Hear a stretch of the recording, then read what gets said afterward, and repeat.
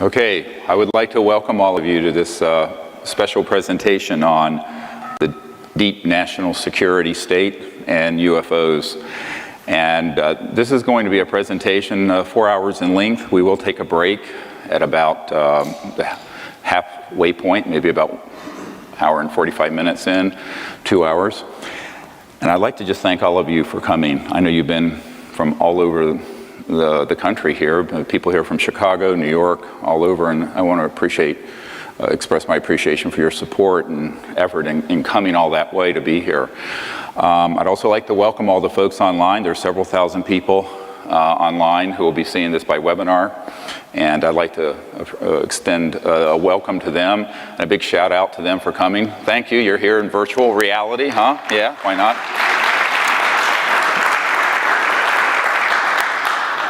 So I'm Dr. Stephen Greer, and the founder of the Disclosure Project and the Center for the Study of Extraterrestrial Intelligence and the Orion Project.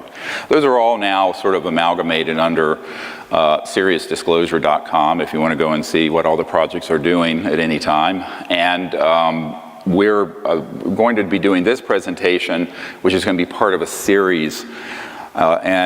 I really want to thank the people who've supported me all these years in getting this far. There's some folks who are volunteers out front who've been on many expeditions with me out under the stars, and people all over the world. My mentors in the national security state, who without them I would have never had a Sherpa to figure out how this whole system works. You're going to learn things today, that the President of the United States doesn't know. I will assure you of that. I'll give you my assurance that it's true. It is also true that without some very special person, and her name is Emily, my wife of 36 years, we wouldn't be here. So a big thank you to Emily. She set this up. And really and truly, if Emily had not supported me all these years, there aren't many Jewish doctors, daughters, wives, who will be happy with their husband leaving a career in emergency medicine to be doing this for virtually nothing for 25 years. And that's when we started this project 25 years ago. So she's an amazing person, and without her, we would have never, ever gotten this far. She's really been the indispensable person that nobody knows about, and I want to acknowledge her. So thank you, Emily. Love you. So the other thing I'd like to do is just some housekeeping things. Again, no cell phones, please. And if there are any children who are on the webinar, I know this sounds strange. We're going to go through some things that are disturbing, and I would say parental discretion is advised for that reason. I usually would not say that, but we are today, and I need to say it. And the first thing I want to go through is sort of an architecture of what the deep national security state is. Because this is something that when I started out in 1990, I didn't think could possibly be true. And in fact, when I was meeting with the French government officials a few years ago here in Washington and then out at our farm in Virginia, I got a phone call from an Air Force intelligence guy and a liaison to the French president at that time, Nicolas Sarkozy, who said, "This is fantastic and terrible." And he didn't know if he quite believed it. And I said, well, come to Washington and I'll let you meet with some folks who are in the deep national security state who will confirm everything I'm about to tell you. So they came to Washington and we had a meeting, and I began to explain to them that there are two governments. There's the government of we the people that Thomas Jefferson spoke of, that we have elected, and those who have been appointed. And since World War II, there has evolved a monster, which you're going to hear about, which desperately needs to be put on a leash and eventually phased out. And that is the deep national security state of unacknowledged special access projects. Now, this is a term most people are not familiar with. Most of you, if you're anyone here from DC, raise your hand if you're a DC person. You probably have heard of TSSCI, Top Secret Special Compartmented Intelligence. A top secret clearance are like 985,000 people who have them. It's, you know, that and $1.50 will get you on the metro. So those are not unusual. What's unusual are the projects I'm about to talk to you about. And these unacknowledged special access projects are projects that have not been supervised by the President or the Congress in an appropriate way since 1956, at least 1956. And this is a key date for you to keep in mind. I was 1 year old, so I couldn't do anything about that. Most of us here weren't of an age where we could have done anything about that disaster. But we're going to talk about how that evolved and how an unacknowledged special access project really operates. The very first thing you need to understand is that it developed as a consequence of the extraordinary secrecy around the UFO issue. And if you doubt it, it goes all the way back to 1945. And I'm going to go through some documents. The one that's up here is one that we acquired and released. It's now the #1 viewed document on the FBI site, this one. But before I get to that, I want to talk about what happened in the 1940s, in World War II. So most of you know we had President Franklin Delano Roosevelt, and there were events going on in Europe and also in the Pacific, but mainly in Europe, where there were these things called Foo Fighters. Yes, it's a rock group, and Dave Grohl, it's a great guy, he named his band after what I'm about to tell you. But a Foo Fighter, aside from being a really fun rock band, were objects that were flying around our aircraft in World War II. Sometimes they were fully materialized, hard. Most of the time, they were an energy field that looked spherical, and they could come through an aircraft, even coming down the center of an aircraft and out the other end. This is the trans-dimensional nature of extraterrestrial technologies that I covered in a previous workshop. This became a huge concern for the Allies, and the Allies dispatched, or the President, I should say, on behalf of the Allies, dispatched a man named General Jimmy Doolittle. Now, how do I know this? Because his nephew is a dear friend of mine, Dr. John Altshuler. Dr. Altshuler is a hematologist, oncologist in Denver, very renowned, and he was asked, General Doolittle was asked to go over to the theater of operations in Europe to find out what the hell these things were. Now, the word Foo Fighters come from sort of French and German faux, for fire, because they were these fiery, had a luminous corona around them. And, but they would disrupt electromagnetic signals.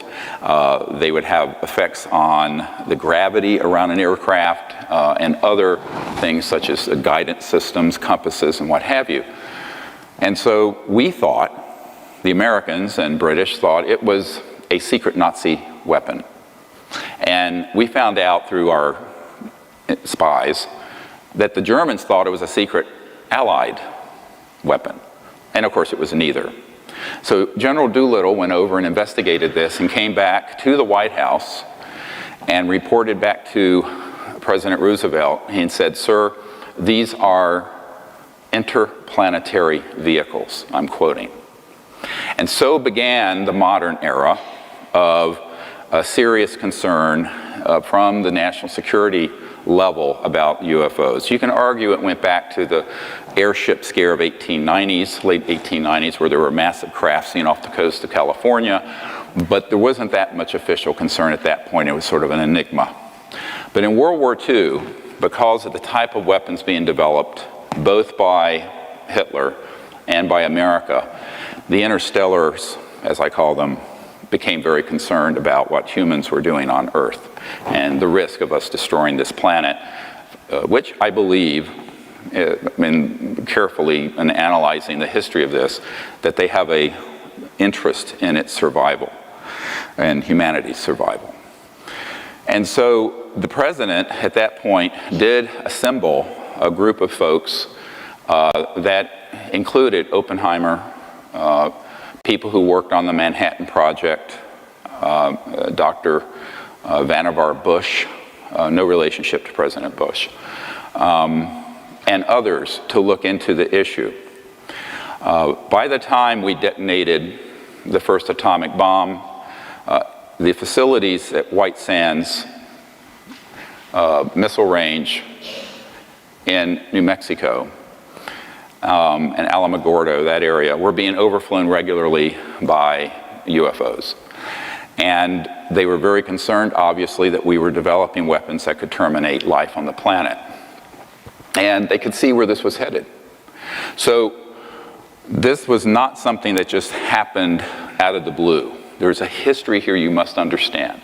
In the early days, and I'm talking now from the early mid-1940s until 1956, there was a reasonable level of constitutional oversight by key members of Congress, senior people in the administrations, and the President of the United States.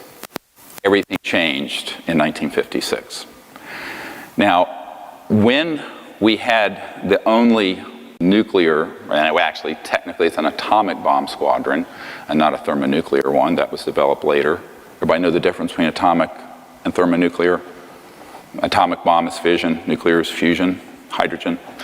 Anyway, the atomic bomb that we dropped on Hiroshima and Nagasaki was developed, as you all know, in New Mexico, and it was tested at White Sands, and eventually in Roswell, New Mexico, that was the only bomber squadron that had atomic bombs in the world for a number of years before the Soviet Union developed them.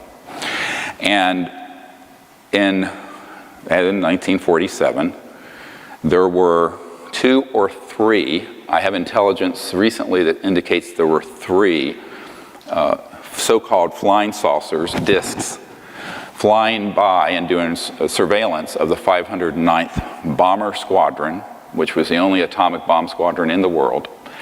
And they switched on, suddenly, an alleged radar system. Read this document carefully. Now, this, I know it's hard for you to see the original. It's dated 1950. It was to J. Edgar Hoover. J. Edgar Hoover building's right near here.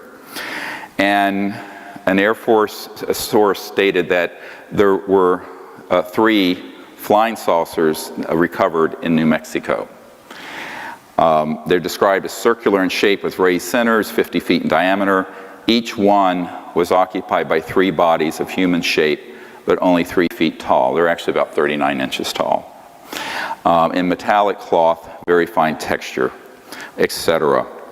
And it says that the saucers were found in New Mexico due to the fact that the government has a very high-powered radar set up in that area, and it's believed the radar interferes with the controlling mechanism of the saucers. This is a little bit anthropocentric and childish, because if you can go interstellar, you can handle a radar system. What actually happened is that those radar domes had a scalar longitudinal electromagnetic weapon, which is another whole classification of electromagnetic warfare systems that we'll get into later. But suffice it to say, it was an early scalar Star Wars hit. And when they switched that on, at least 2 of these disks collided. One went down northwest of Roswell. The other one continued and was more intact and was impacted near Socorro, New Mexico. And that's where they actually retrieved the bodies. The ones that was just north of Roswell was obliterated into little teeny pieces, tiny little pieces. Where they did retrieve, and we have Disclosure Project witnesses who have testified to this, who have personally seen what looks like almost hieroglyphic writing on some of the little parts that were retrieved. And I've seen these, and it's very interesting because it's reminiscent of the ancient Egyptian hieroglyphics, but not quite the same. Makes you wonder where the pyramids came from. So that event was an early hit. Now there are some reports of others, but that's the most documented one. This document from the FBI is significant because obviously 3 years later, you had one branch of the government trying to find out what the other top secret branch of the government was doing. You can tell by the tone of it. I made inquiries through here and there. So it's a bunch of skullduggery that happens between agencies and competition. And there's always been competition between FBI, CIA, Air Force intelligence, et cetera, and so on. And this happens not just with the United States, it also happens between allies and alliances. For example, the next document, if you can pull this up, this is one of the most important documents. And by the way, after I briefed the CIA director about all this stuff, the sitting CIA director for President Clinton, which we'll get into in a moment, I got a cache of several thousand of these documents, about 5,000 of them. And they're in my vault. I don't know what to do with them. If we presented what was in them, it would take us from now until 2017. But let me just say that this document was accidentally released by the Canadian government, and if you look at the date on it, 1950, November 21st, how ironic.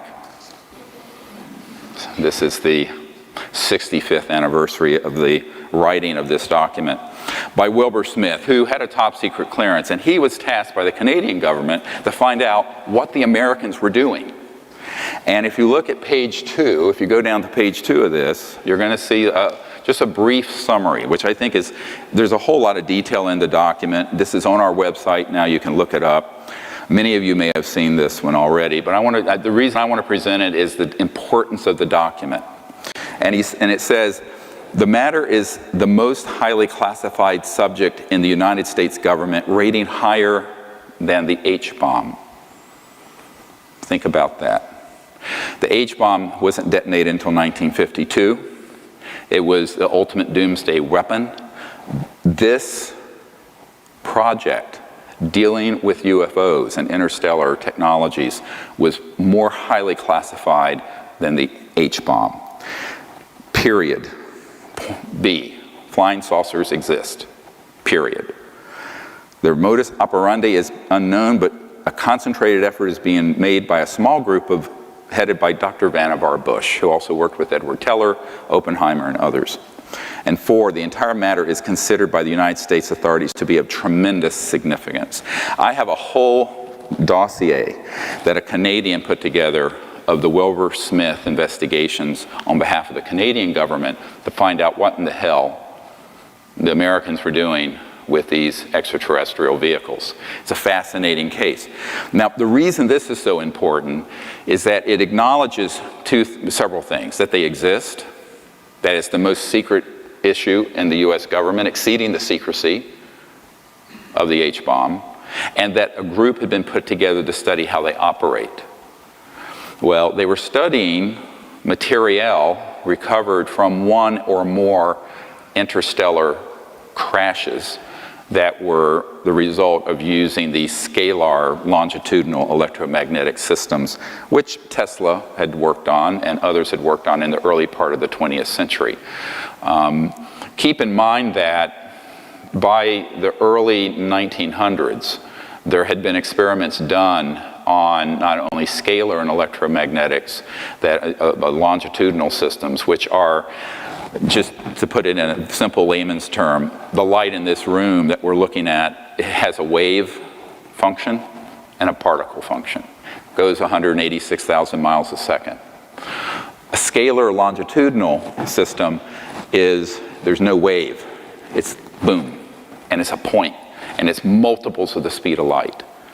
And so once you understand how these operate, and I have folks at the Naval Research Labs here in Washington who have done communication systems developed based on pulsed scalar systems that are multiple of the speed of light. So if you think that you cannot communicate faster than the speed of light, you are wrong. And the physicists are wrong. It's because they don't know about the scalar end of this, but that's enough because that's all classified. They're not going to teach you that at MIT or Caltech. So these systems have been developed and have been deployed since at least the mid-1940s, which is a frightening thought because it's an area of technology that is potentially devastating if it's in the wrong hands. And unfortunately, it fell into the wrong hands, and there it remains. So one of the things that happened along the lines around this time, the next document, a very important one. Look at the release date. It was a little while after, a few months after I briefed the CIA director. So after I met with him, I said, look, I'm going to give you a list of stuff I want to see if I can get. I got this massive box. Came out to my farm in Virginia. And this is one of them, and there are others. And it's from 1953, although you can't see the date on it very well here. And it's about it's written by the director of the CIA to the director of Psychological Strategy Board. Psychological Strategy Board. What? Psychological warfare. And it says, you can read it, I'm transmitting to the National Security Council a proposal, tab B, which we don't have, which is concluded that the problems connected to UFOs appear to have implications for psychological warfare as well as for intelligence and operations. And then there's another tab, B, which has the background. I'd love to see that one. I suggest that we discuss in an early board meeting the possible offensive or defensive utilization of these phenomena for psychological warfare purposes. Remember this document 4 hours from now. Because basically what they concluded was they needed to do a few things. They wanted to be able to set up a deception around the subject and put out false information, use it as a cover story for classified aerospace research. So oftentimes there will be something that happens and it will look like a UFO, and it's actually a Northrop Grumman. My uncle's company was Northrop Grumman. He worked on the thing that landed on the moon, the lunar module. Or Lockheed Martin Skunk Works or some other aerospace entity, and it will be 100% man-made, and the public will say, oh my God, it's a UFO. And they'll not correct them. There's no correction forthcoming. They want you to believe it's a UFO. Why? Because it provides a cover for classified research with technologies that, if they were allowed to come out, would terminate the oil and gas and coal industry. They're using zero-point energy and gravity control. Which then brings me to the next issue, and that is by 1954, October, so now we're 61 years plus 1 month, into an era, and this was confirmed to me by the third highest ranking official at the Naval Research Labs and the highest ranking scientist, in other words, someone who wasn't a bureaucrat, at the Naval Research Labs, which Thomas Edison founded, and the Naval Research Labs is the largest defense lab in the United States. And Richard Foch, and I knew him for many years before he passed away of prostate cancer not too long ago, was this gentleman. I've never wanted to discuss who he was until he passed away. And he was a very senior guy in this system. And one of the things that he shared is that he was in the vault, the same vault that the next document came out of, which has a great story behind it. And he was going through some documentation and found that it wasn't in the 50s that we really started, I mean the 60s or 70s, but it was in the 50s that we actually mastered gravity control. Now what does that mean? Gravity control is the ability to put an electromagnetic field at certain voltages and with certain angular momentum. I don't want to get into a lot of, put you to sleep, I got into the physics of it too far. So that this object becomes massless, weightless, no mass, M-A-S-S. So the mass component, and this has to do with angular momentum and things of this sort, of the subatomic particles, can make this object so light that it has no mass, which means if you look at your physics equations velocity is inversely proportional to mass. Go look it up.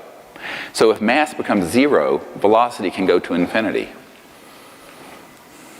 in a given amount of energy, which means you can move into another dimension. It doesn't go to infinity, you go trans-dimensional. We'll talk about this some more later. And this began to be experimented with in the 1920s. A guy named T. Townsend Brown developed a system using crystalline structures and very high voltages going into an object so that an object would begin to levitate. Marcel Vogel, one of the chief engineer scientists for IBM in North Carolina on the Reynolds estate, did the same thing in the 60s and 70s. One of the members of my team and one of our disclosure project witnesses worked with Marcel Vogel doing this with crystalline structures. And it can be crystals, but it can also be nanocrystalline materials such as metallic. So, as you know, most metals and rocks are crystal. Actually, water is crystalline. We're crystalline. So you can put this system around almost anything, and it will begin to become increasingly massless. Now, it doesn't have to be 0 mass. Maybe it's 0.1 mass. So it's still materialized. You see it. But it means, man, can you accelerate this thing? So it means you can, instead of going like the space shuttle at 25,000 miles an hour, you can go at several million miles per hour and take a right turn. And there's no deceleration effect because everyone on board is corrected for 1g. So this is what they began, 1g gravitational force. So this is what began to develop in the 20s, got taken into some Army Air Force projects in the 30s and 40s, and was Adolf Hitler's secret weapon. Adolf Hitler, they weren't making the progress on the atomic bomb that we were, but they had almost perfected gravity control by the time World War II ended. Now, one of the things that the OSS did, the Office of the Special Services, which became the CIA after World War II, they had something, you can look this up, called Operation Paperclip. And Operation Paperclip, a whole book was written on it not too long ago, about how they would put a paperclip on the file of the Nazis that we didn't want to go to Nuremberg and execute, but whose knowledge was so great that we wanted them as part of our program. We wanted what they knew. So one of these guys is a guy named Wernher von Braun, who, of course, invented the rocket, the V-2 rocket for Adolf Hitler. Hermann Oberth. These were all the giants of rocketry and aerospace for Adolf Hitler. They became the foundation brought in by the CIA, what became the CIA, of our space program in the 1940s and 50s, which is how we leapt ahead of the Soviet Union, because we took all those people first, ahead of the Soviet Union. Interesting bit of history. You don't read this many places, but a lot of what I'm telling you is in conventional history books, not the UFO part. That's been sanitized out. That's forbidden knowledge. So as a result, by the time we had those guys and the experimentation that had been done by T. Townsend Brown, whose work became a part of a corporation called the RAND Corporation, which still exists, a huge think tank, we really had something going. You add to this the study of material and electronics retrieved from interstellar vehicles that were shot down. So a lot of people say, oh, well, the things we have, are they all just reverse engineered from interstellar ET? I said, no. The laws of the universe are universal, and the mind of man, just like the man of an ET, can unravel the mysteries of the universe. And so it has come to pass. But if you we're not starting at 0 when we retrieve the objects that were interstellar. We were starting with decades of research in classified electronics, electromagnetic fields, anti-gravity, scalar systems, et cetera, and so on, that had been going on since the time of Nikola Tesla, the true genius of the 20th century, not Albert Einstein, by the way, so who is a minor luminary compared to Tesla. And Sorry, Einstein fans, it's true. By the way, that's why when Nikola Tesla died, the FBI swooped into his apartment and confiscated all of his secret papers. And how do I know this? I have a document from the Department of Defense demanding that the FBI turn them over and names them for what they are, the secret papers of Nikola Tesla. This is not an urban myth. I have that document. It came in this cache of documents I'm talking about.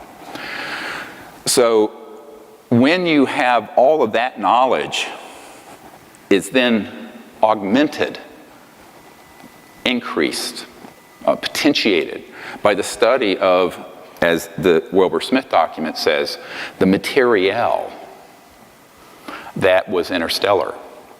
Because you need specialized materials. You need control systems. You need integrated circuits, which we did not have in the 40s, which came from this. You need fiber optics. You need all kinds of stuff.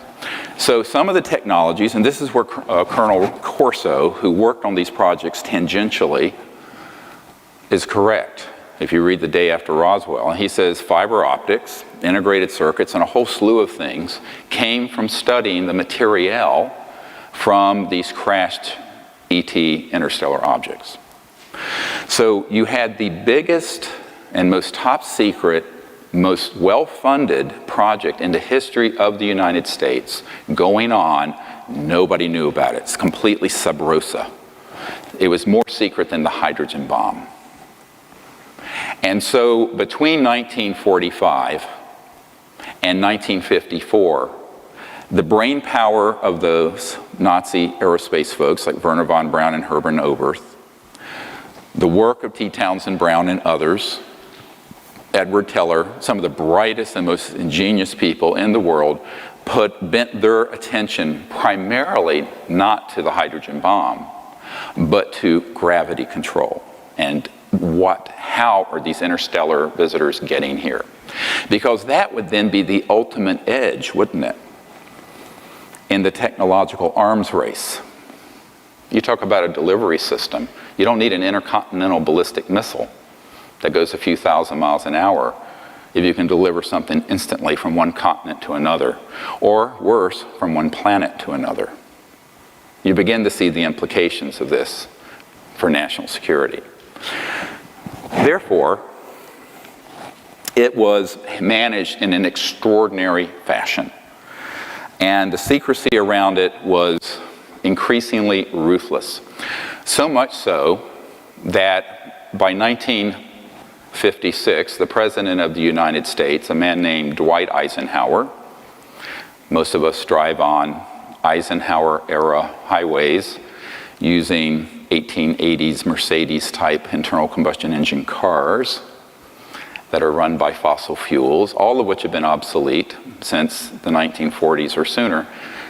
But Eisenhower was a five-star general, became president, two-term president, and was a Republican, very patriotic, but also very naively trusting. Jackie Gleason, the very famous comedian, his wife were friends with some folks that had been on my team before they passed away, and said that Eisenhower on his deathbed was a very bitter man over what happened to him between 1954 and when he left office in early 1961 when Jack Kennedy became the President of the United States. And in 1956, a man named Nelson Rockefeller, who later, of course, became vice president, and prior to that was an operative in the military-industrial complex and the emerging deep national security state, Nelson headed up what's called the Rockefeller Commission. And the Rockefeller Commission in 1956 reorganized the Pentagon, Department of Defense, CIA, the whole alphabet soup of secret entities. And they did so in such a way that it became labyrinthine, Byzantine, almost impossible to penetrate by anyone who wanted to navigate through it. In the early days, there was still some presidential knowledge. We have one of our witnesses, Mr. Lovkin, who is an attorney, who was a young man, White House Signal Corps here at the White House down the street from where we're speaking today. You can look at his testimony on our website, SeriousDisclosure.com, and he said, yes, he would be at meetings and Eisenhower would be making doodles, pictures of UFOs and ET craft. In fact, I have one sitting in my condo here in DC that someone lifted from the archives. I won't say where and how. And he said basically Eisenhower voiced to him great frustration over the fact that there were all these projects going on and he had lost control of the oversight of them.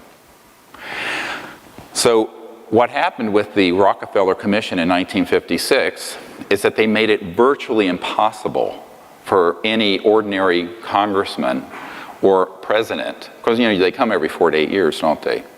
So by the time they leave, even if they're there 8 years, maybe they're a little less wet behind the ears. But it's a system that guarantees their ignorance, except to the extent that they want to give you just enough information to control what's going on. We'll get into this in a moment.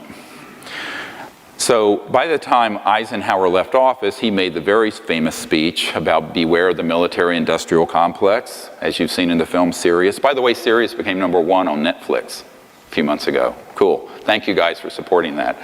And the president said it will become a threat to our national security and our way of life.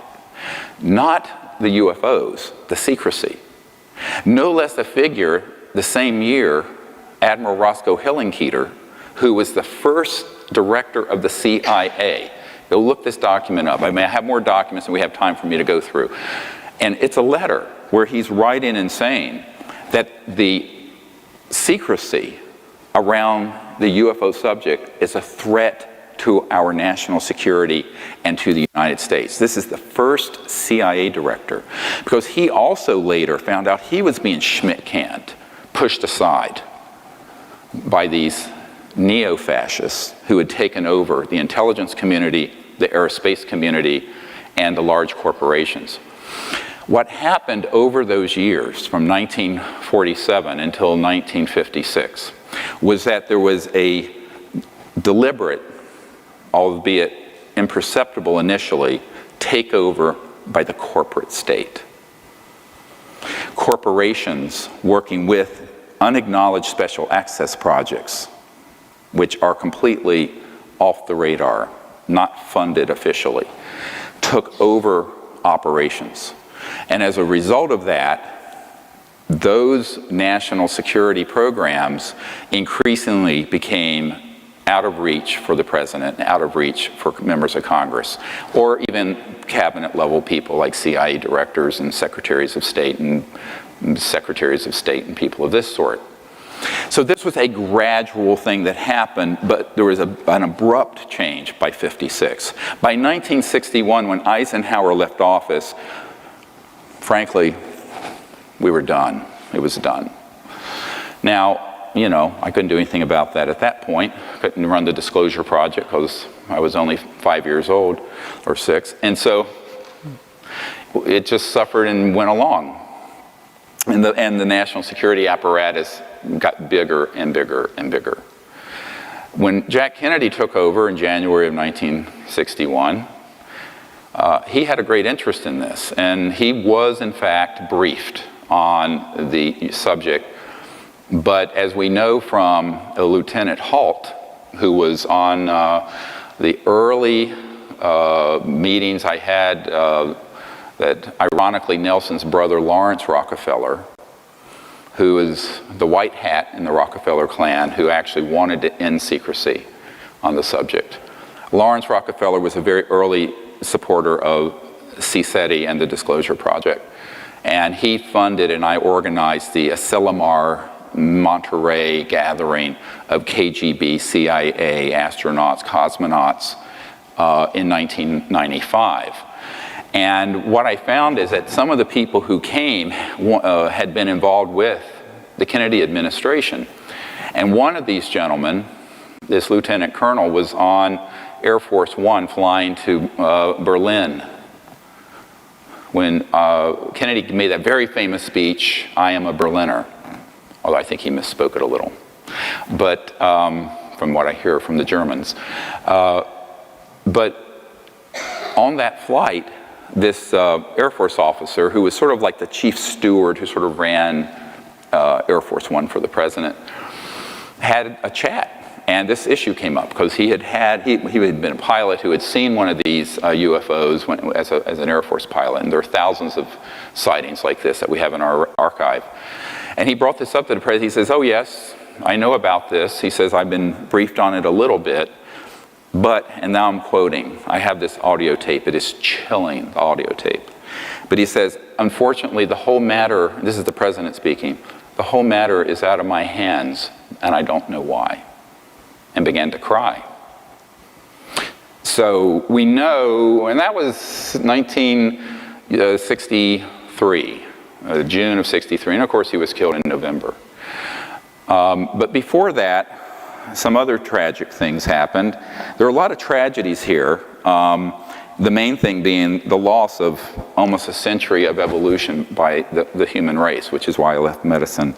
I always tell people, I used to say, try to save a life one at a time. Now we have to do something to save the entire human race and planet from what is a disastrous situation that's developed. So I just say that now all of us have to work together because our patient is Gaia, the Earth, and her 7 billion children. But if you look at this document, the next one, this is a very dangerous document to have. I'm going to have to give you the provenance of this. This is the Marilyn Monroe document. It's basically a death warrant for poor Marilyn Monroe. And you look at the date on it, 3 August 1962. They found her dead the 5th of August. It's signed by James Jesus Angleton III at the bottom. Project Moondust up at the top, and Project 46. These are correct code names and code numbers for UFO ET related projects by the agency as of that date. And as you read through it, and it gives some background, it's a wiretap summary if you look at the top of it. I know it's a very degraded document, but it's a wiretap summary of telephone conversations between Marilyn Monroe and Robert Kennedy, the Attorney General, and a guy named Rothberg, who was an art dealer in New York. And they were tapping Marilyn's phone because she had had tryst, as it says here, with the president. And everyone knows now she had an affair with both Jack Kennedy and Robert Kennedy. And in pillow talk, the president had told her some things. And it says one such secret that she was going to divulge in a news conference mentions the visit by the president at a secret airbase for the purpose of inspecting things from outer space. I don't think they're talking about meteorites. Kilgallen, who had been a reporter who dug into this, replied that she knew what might be the source of the visit. In the mid-50s, Kilgallen learned of a secret effort by US and UK governments to identify the origins of crashed spacecraft and dead bodies from a British government official. That was Lord Mountbatten. Kilgallen believed the story, who was later blown up by an IRA bomb, or so it was made to appear. Kilgallen believed the story may have come from the New Mexico crash in the late 40s, clear reference to the Roswell event. And she said that if the story is true, it would cause terrible embarrassment to Jack and his plans to have NASA put men on the moon, because we were using old rockets from the 40s when this secret organization already had anti-gravity under control. The subject repeatedly called the Attorney General and complained about the way she was being ignored by the president. The subject threatened to hold a press conference and would tell all, underline in the original document. That's not my underlining. The subject made references to bases in Cuba and knew of the president's plan to kill Castro. And number 5, the subject made references to her diary of secrets and what the newspapers would do with such disclosures. 2 days later, she's found dead. Now, this document, how did I get it? It's top secret, and it has not been declassified, and it is authentic. A man whose family helped found the National Security Agency, NSA, was so supportive of what the work I was doing that he appeared one day with this document. And it was a huge, one of those old Xerox from a big, government Xerox machine. The original I have in my vault is quite impressive. And he says, you need to know the kinds of things. I think he was not trying to scare me off, but he was wanting me to know the kinds of things that have been done to people who tell these kind of secrets. And so he gave me this document, and as soon as I saw it, I suspected it was legitimate. Later, I had it inspected by a man who I don't wish to name, but he was the officer who was General Odom, O-D-O-M, who was head of the NSA for years. He was General Odom's right-hand guy, literally carried his briefcase. And he became a document authenticator and a lecturer at University of Maryland who, frankly, when he looked at it, he says, without me taking it from the vault myself, I can tell you 95% certainty it's authentic, because everything in it. So basically what happened is that Marilyn Monroe was being jilted by the Kennedys because it was becoming too well known they were having an affair. The Kennedys did not order her assassination. Angleton did. Now, who is Angleton? Angleton was the big, whole books have been written about this guy. James Jesus Angleton III was the guy who at the CIA was the big mole hunter. He was the guy who would chase down anywhere a leak was coming from and had everyone tapped. And he realized that she was about to light this up and hold a press conference to talk about the ET bodies from outer space and all these secrets that Jack Kennedy had told her just out of spite. She was just furious that they had sort of pushed her out of the inner circle. And, the whole thing about a woman scorned. But unfortunately for Marilyn, it cost her her life. I later, after I got this document, met with a man who at that time had worked in the intelligence unit of the Los Angeles Police Department, who separately had a wiretap on her in her home, who confirmed to me this was 100% true. Now, I don't know how many of you know a guy named Burl Ives, who's an actor and singer, and everyone thinks he was like Frosty the Snowman, but he was actually a very accomplished actor and folk singer, and very good friends with Marilyn Monroe, Elizabeth Taylor, people like that. And he was on my executive committee for a number of years, and by the time he was involved, I had that document. And I went to visit him. They had moved from Montecito and Santa Barbara up to Anacortes, Washington. And I was in his room. I was actually sitting on the edge of his bed. He was up there in years, big jolly guy, great bear of a guy. And I shared this document with him. He says, oh my God. And he's a 33rd degree Mason, by the way. He says, we all know, every one of us knew Marilyn had been killed, but we never knew why. We had no idea why. And this is why. This is the thing. And so that was also a shot across the bow to the Kennedys.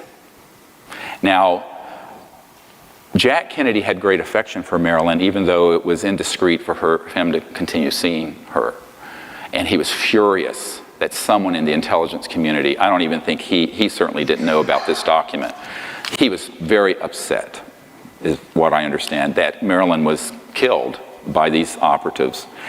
And he vowed to try to bring out this information himself. And I think that's why he began to speak a little more openly to this Air Force officer whose audio recording I have. And that was, of course, a year later. This happened in August of '62. The recording with the Air Force officer, that conversation with Jack Kennedy happened in 1963, June. In November, he was assassinated. As Kennedy was planning, if he had become the president, he was going to dissolve the CIA, get us out of Vietnam, disclose this information, and make peace with the Soviet Union. That's what he was going to do. And those folks in the intelligence community and the warmongers and the profiteers and the military-industrial complex said, like bloody hell you will. And that was the end of him. So that's why, although I thought they were joking initially, when I first,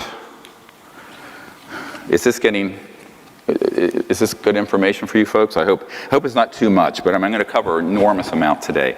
You've got to know the background.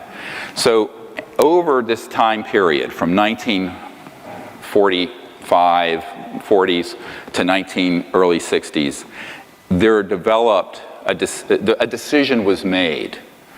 I know this sounds like a joke because everyone says it. If I tell you, I have to kill you. But there's some truth to that. So the secrecy that got developed around this issue became more and more and more restricted, even from people who were presidents or Senate Intelligence Committee members or members of the cabinet. Because another man who was killed was John Foster Dulles, shoved out of a window. Dulles was killed. He had been CIA director. He was starting to make noises about changing the direction of things, and he was also killed. Dulles Airport's named after him.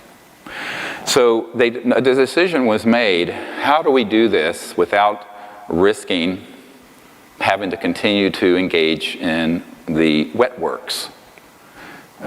And there's a guy I know at the CIA who kind of has my back, who has been there for years, PhD guy, who has a team of wet works guys. Wet works are assassinations. So wet works are, wet comes from blood. So, you know, you don't want to pull the trigger on wet works if you don't have to. So they've decided here in the 50s and 60s to create so much secrecy and have it so compartmentalized and tightly held that they didn't want to risk doing that anymore, because it was really disruptive to the nation.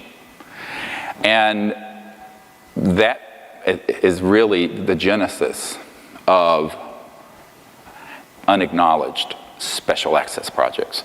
Now, a special access project just means you have to have the clearance to get to it and be read into it, as they say in military speak. But an unacknowledged project, I just want to go through a minute how that works. Let's say that this gentleman is a 4-star general, and I'm a colonel. I made you a 4-star general. But I'm in an unacknowledged special access project dealing with this or some other subject. It can be other things as well. If I am in an unacknowledged project, I am told, and I have one of my most senior military advisors has been in multiple of these. He was in one project that was $2 to $3 billion. He knew it was more than 2 and almost 3 billion in a project that was off the books, no accounting, president didn't know, Congress didn't know, tightly held. A military guy working with some corporate folks. And he told me, he says, here's how it works. He says, they take you to a SCIF, a Secure Communication Intelligence Facility, SCIF, take all the equipment off of you, any guns off, cell phones, watches, nothing. Anything metallic. You go into this underground facility and there's a meeting. And he said, hey, you have a come into Jesus talk.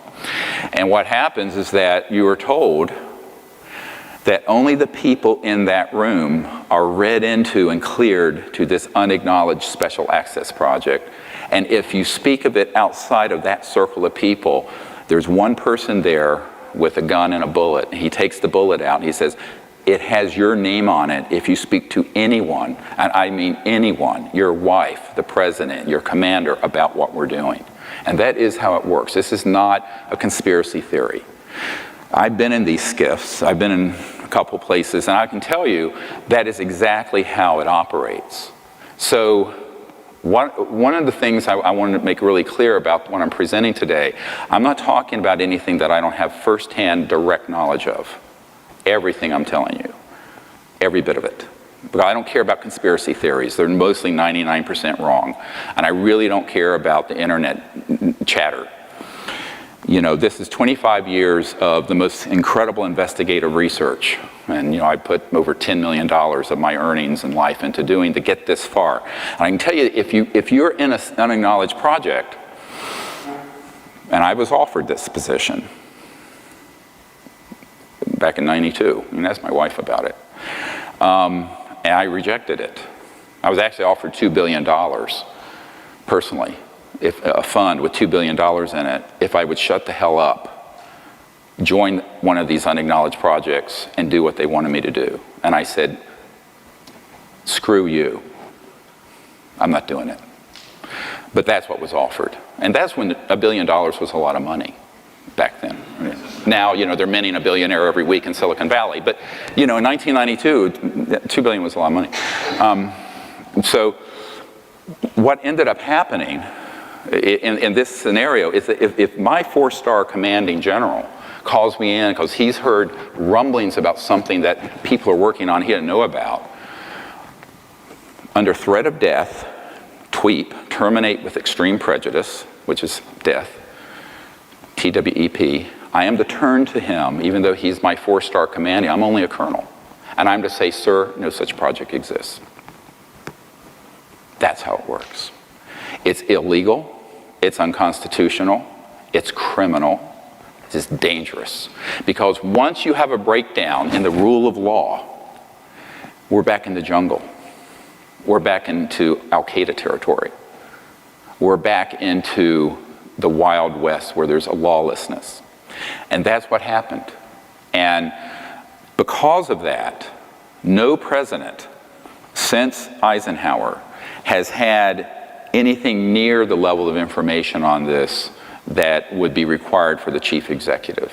Most CIA directors haven't. There are a few who have and a few who haven't. And I'll tell you a little bit about why that's the case in a moment. Who's been in and who's out? Dick Helms was in, Woolsey was out. It's a long story, but I'll try to cover it. You guys are going to get more information. It's going to be TMI, too much information by the end of this. But this is why I'm doing this today, is that I want to leave a record of everything I've learned that's critical for the public in case, I'm 60 now, so who knows what will happen to me. So it's important to leave this.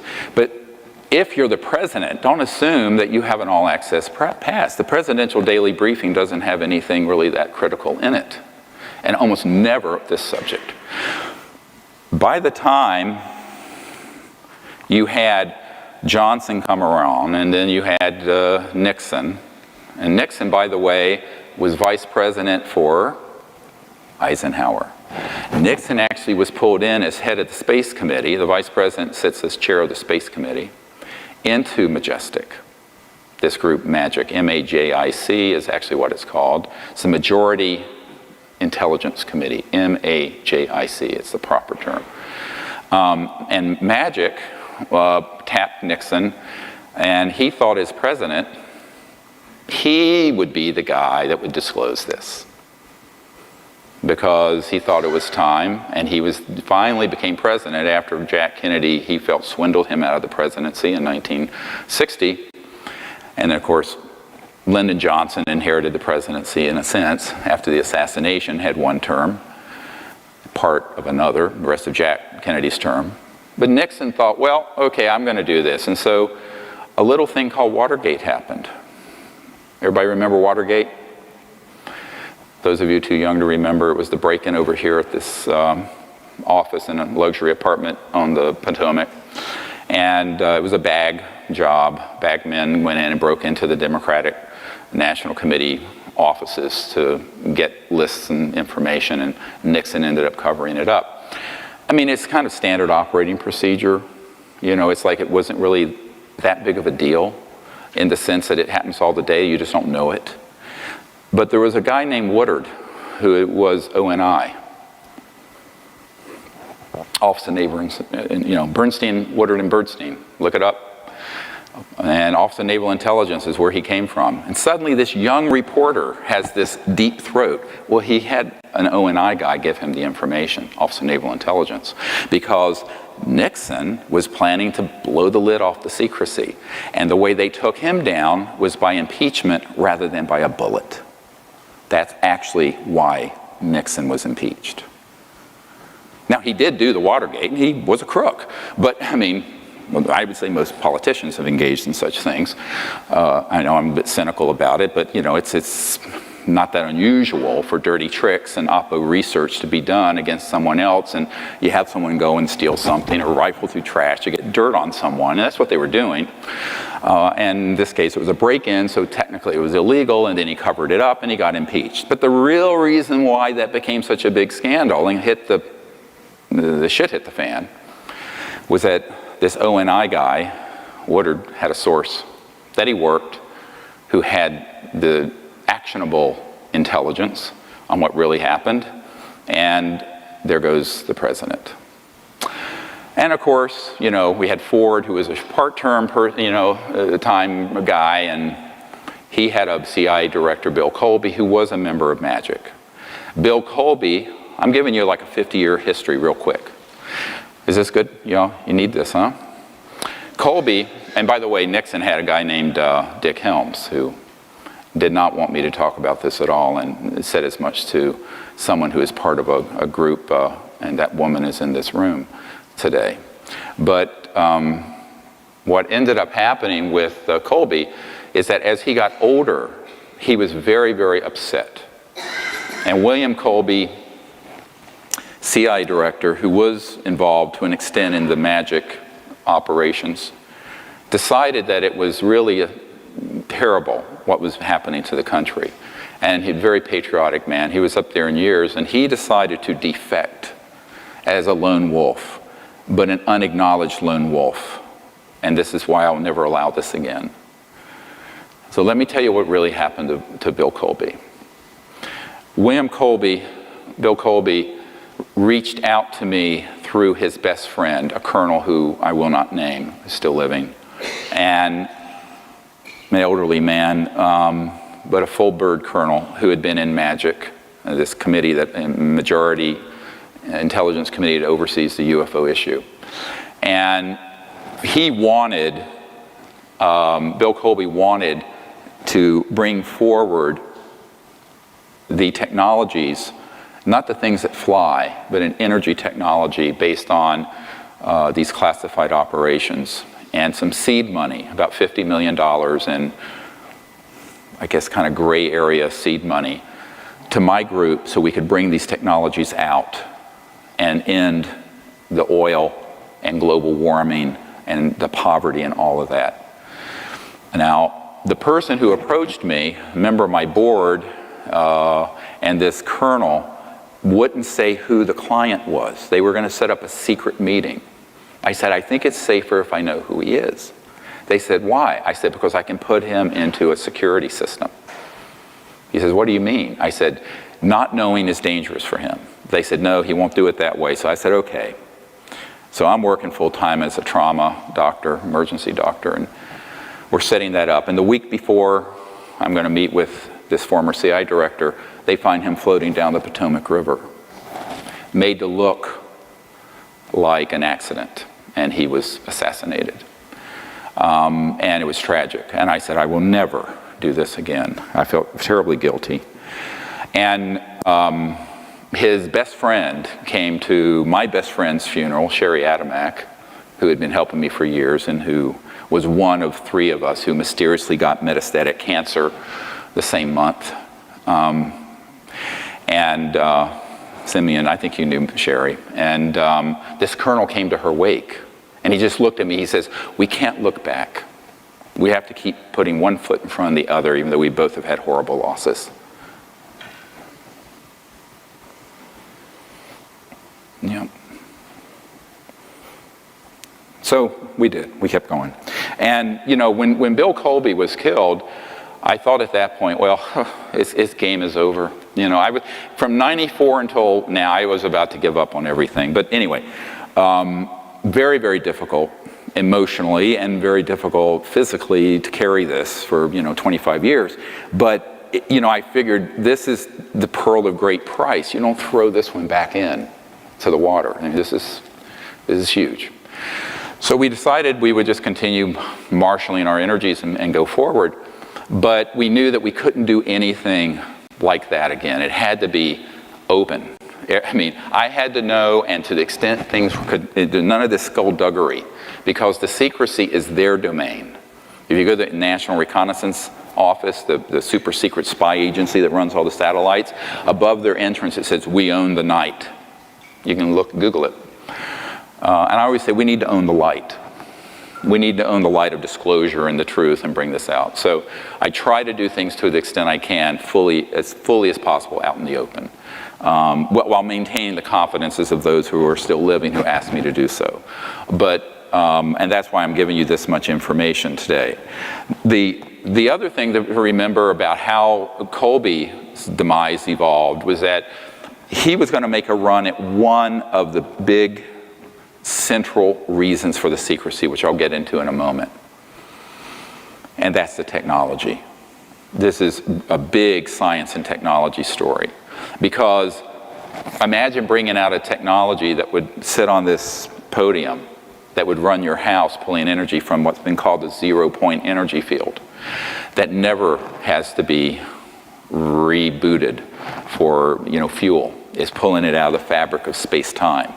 And it's estimated that every cubic centimeter of space in this room has enough energy to run the United States for a year, if you can tap it. And it has been tapped. So at the root of interstellar transport, aside from the transdimensional and anti-gravity, is the energy source. And the energy source is this amazing electromagnetic flux field. In fact, the early man-made UFOs were called flux liners because it's pulling energy out of this infinite ocean, this infinite sea, as Tesla called it. Professor Dirac called it the Dirac Sea, but it was this infinite field of energy that is at the root of space-time, embedded within space-time. And so bringing out something like that would, of course, immediately make oil, gas, coal, ExxonMobil, cars, internal combustion engines, jet engines, rockets, diesel, ocean liner engine, everything you can think of that we use would be obsolete and would be retired very quickly. Now, what I just named is several $100 trillion in mineral assets and infrastructure, because we also wouldn't need a public utility. Every car and home would be self-sufficient unto itself. I mean, it is a whole new world. Now, we could have had that world before I was born, and we don't have it yet. And as a result, we've decamped in the Middle East with our hegemony, and now we're facing World War III. So there are consequences to this kind of secrecy, unintended, and some are intended. But the unintended consequences are really about blowing back on us hard right now, both physically, geophysically, environmentally, geopolitically, and militarily. It's a very dangerous thing to thwart the development of normal technologies to be used for peaceful purposes. Now, that's the big caveat. Use them for peaceful purposes. Now, eventually, one of the things that happened along the lines of this was, how do we keep all this secret? Well, wet works kill people. Compartmentalization, unacknowledged special access projects, nobody outside the project knows. A big one is ridicule. I have a document from 1950s where they talk about engaging Disney Studios, which had done a lot of the OSS propaganda films in World War II. And Walt Disney was an asset of the CIA. And believe it or not, I mean, everyone thinks of cartoons, but so they engaged Disney Studios to make Flying Saucer and Little Green Men films, ha ha ha. And it ridiculed the subject so that respectable people would say, well, you're a kook if you're dealing with UFOs and the ET issue. And that was done deliberately, and this was part of what I referred to in that earlier document, the psychological warfare value of the subject. How do you create the psychological nexus so that the subject becomes subject non grata? Like a persona non grata. It's a subject non grata. It's unwelcome. It has ridicule associated with it. And an Air Force major told me, who's one of our Disclosure Project witnesses, who was present when we shot and killed an ET on the tarmac at McGuire Field there in New Jersey. His testimony is quite riveting if you've read the materials. And he was saying, look, really the way this has been kept secret more than anything is just sheer ridicule. Nobody wants to be laughed at. Everyone's concerned what their friends might think. Because, where's the tinfoil hat you're supposed to be wearing? So this ridicule got ramped up in 1953 in the psychological warfare programs. So by the time, we came on the stage, we're 50, 60 years into a hole of ridicule and denial and countermeasures and everything else that, how do you fix this? It's very difficult because most reporters and media people don't want to be ridiculed. Nor do scientific and people and professors and government folks. There's so many people in the Congress I've met with, very interested, know this is real.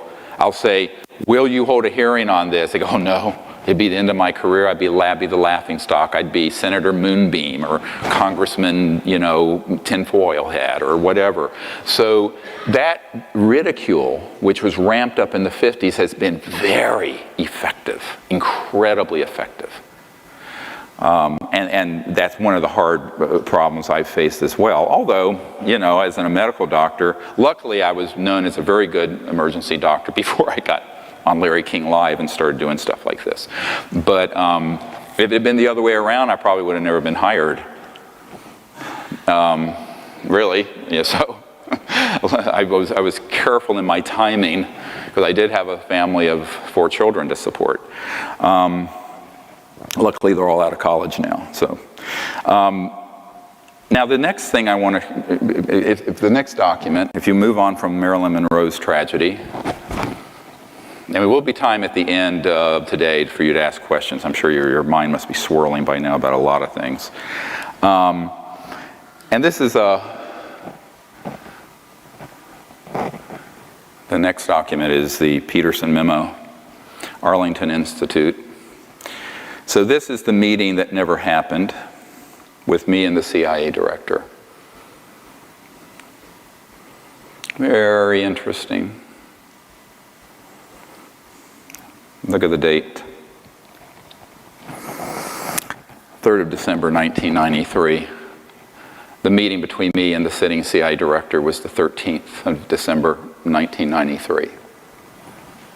And is that document up?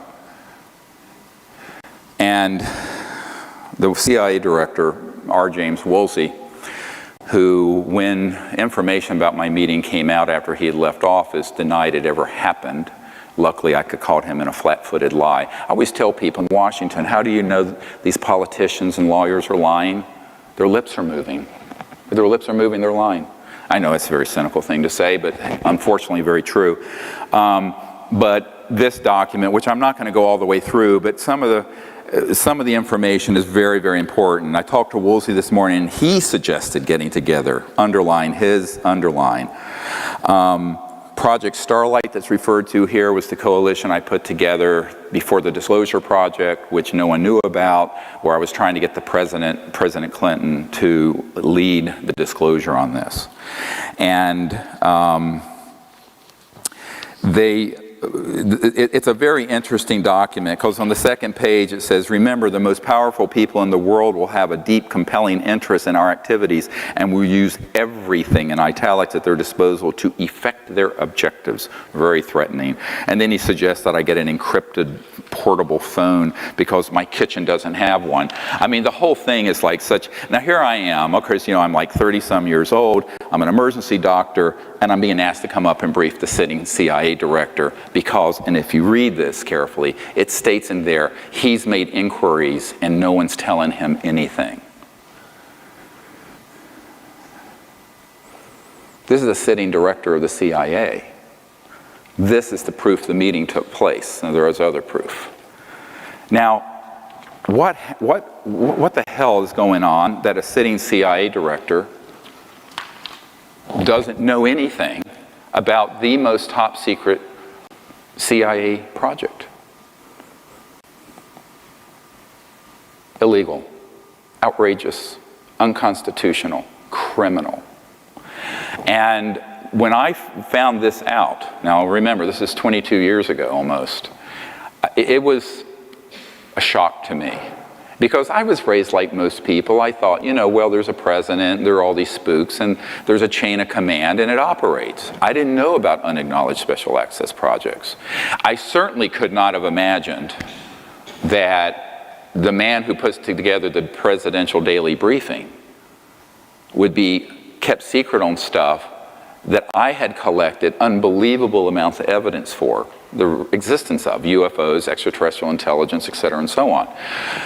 But that was the case. And when I met with this man for nearly 3 hours, it became quite clear to me that it was not a prevarication. I really thought that he was saying that just as a way of blowing me off, or, not blowing me off, but sort of saying, I want to meet with you to find out what you know, but I actually do know. And I'm going to pretend like I don't know. No, this man, and my wife can attest to this, was shaken to his foundation. The cover story for the meeting was a dinner party, and they're in the D.C. area, which is typical. The wives were invited as cover. Terrible thing to say, but it's true. So my wife was there. I was there. The CIA director and his wife, who's Chief Operating Officer of the National Academy of Sciences, was there, and my host, John Peterson, and his wife. Interestingly, she didn't know who was coming to dinner until that afternoon. He wouldn't tell her. And then she finds out like 2 hours before we appear, there's this UFO expert and the CIA director and his wife coming for dinner. Can you imagine being that wife? That was I'm sure that night was an interesting conversation after we all left. But that's how these things are done. The real tragedy of it, though, is that if you have a breakdown in government this severe, those of you who are students of governance, where you can have a CIA director or senior members of the military who are being left out of something very important and which hundreds of billions of dollars per year are going into, then you have no government. So the deep national security state from 1950s until today has devolved into this sub rosa, unacknowledged, not international, transnational entity with representation in the UK, Canada, Australia, Brazil, China, Russia, former Soviet Union, which on this issue work together like this. It is not responsive to the body politic. It is not responsive to the heads of government or even the heads of committees and cabinet level people. There are some cabinet level people, however, who have known. I mentioned a few. There was a CIA director known as George H.W. Bush, and the CIA headquarters is now named after him. He was a member and is a member of MAGIC. But then there are others like Woolsey who wouldn't be told anything. Some presidents have been given a little information, and some have been told nothing. Why? Well, here's how it works. It took me a long time to figure out something very simple. I call this a soul biopsy, because doctors are talking about biopsies, but it's a psychological analysis. So let's say this gentleman is the incoming director of the CIA. The outgoing director of the CIA is me. As incoming director of the CIA, they've taken your life apart, and they know what your values are. If your values are that you would not go along with an illegal, criminal, unconstitutional effort and engage in assassinations that were illegal and other things, they will never tell you about this. And even if you're the president that's incoming, this is what happened to Jimmy Carter. And I know this for a fact. Jimmy Carter got elected, and the outgoing CIA director was, guess who? George H.W. Bush. George H.W. Bush, when he was called in and they had the transition meeting for between November and January when they have the transition and they're standing up the new cabinet, was asked personally, face to face, by Jimmy Carter, and I met with someone who was there, about the UFO issue. And Bush said, I'm not going to tell you, in a very derisive way, about that. Go see if you can get it from the Congressional Research Service. Literally. Brushed him off. And Carter was stunned, because Carter had had a UFO sighting when he was governor of Georgia. I have his report form that he filed officially, signed Jimmy Carter. He ran in 1976 on ending UFO secrecy, actually.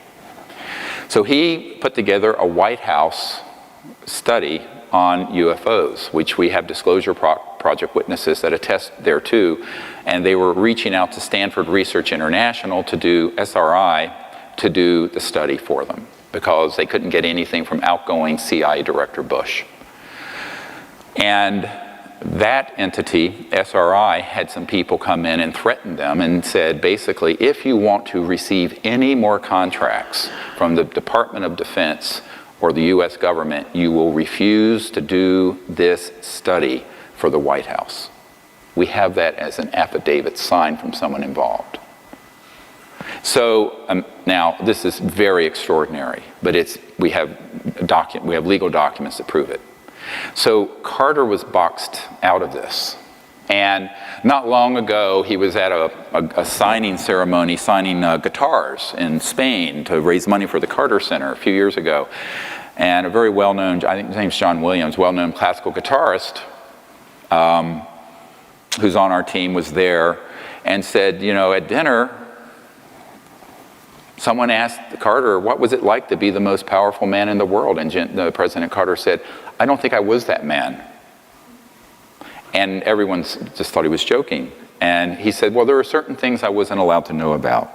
And someone in a ridiculing way said, ha, ha, ha, what, like UFOs?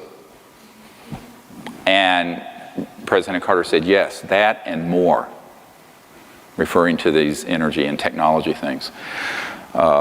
And so Carter wasn't joking, and it is true that he did not get access the whole time he was president, because he would have ended the secrecy and they knew it.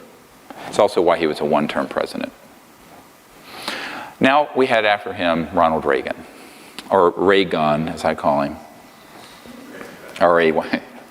So a colonel who reached out to me was one of the guys who putting together the SDI, Strategic Defense Initiative, Star Wars. And he actually met with Carter and Reagan. Carter was a hard sell, Reagan was a soft sell on the billions to go into Star Wars. Now, the way it worked is that the Star Wars was always a cover story for targeting in space interstellar vehicles using these scalar weapons, not lasers, not if it's at the speed of light, it's not fast enough. Everything important is faster than the speed of light. And so what happened is that he, at that point, got convinced. They sent just the right people in to convince Reagan that there was an existential alien threat. Basically what Wernher von Braun warned on his deathbed about, which we'll get to in a moment. And so Reagan bought into it. That's why you can Google this. At the UN, he said, wouldn't our job of uniting the world be easier if we could unite against a common alien threat? I'm paraphrasing, but you can look this up. Actually, Bill Clinton recently said that on Jimmy Kimmel, something very similar. The reason that happens is because there is a prevailing need for people who are in certain positions to be given what is, I call, targeted and tailor-made disinformation. Information that is geared towards scaring the hell out of them so they go along with the agenda of militarism as opposed to peaceful contact with these civilizations. And it's not hard to do if you have a certain orientation, if you have a certain mindset based on fear, xenophobia, us versus them, that whole mindset. So that's really the criteria. Whether someone is pulled in the loop of this secrecy in government or not has to do with what their values are, what their psychological profile is, whether they will go along with the agenda of secrecy. If they will not go along with the agenda of secrecy, they're not going to tell you anything. I don't care if you are the President of the United States or the CIA Director or the Chairman of the Joint Chiefs of Staff.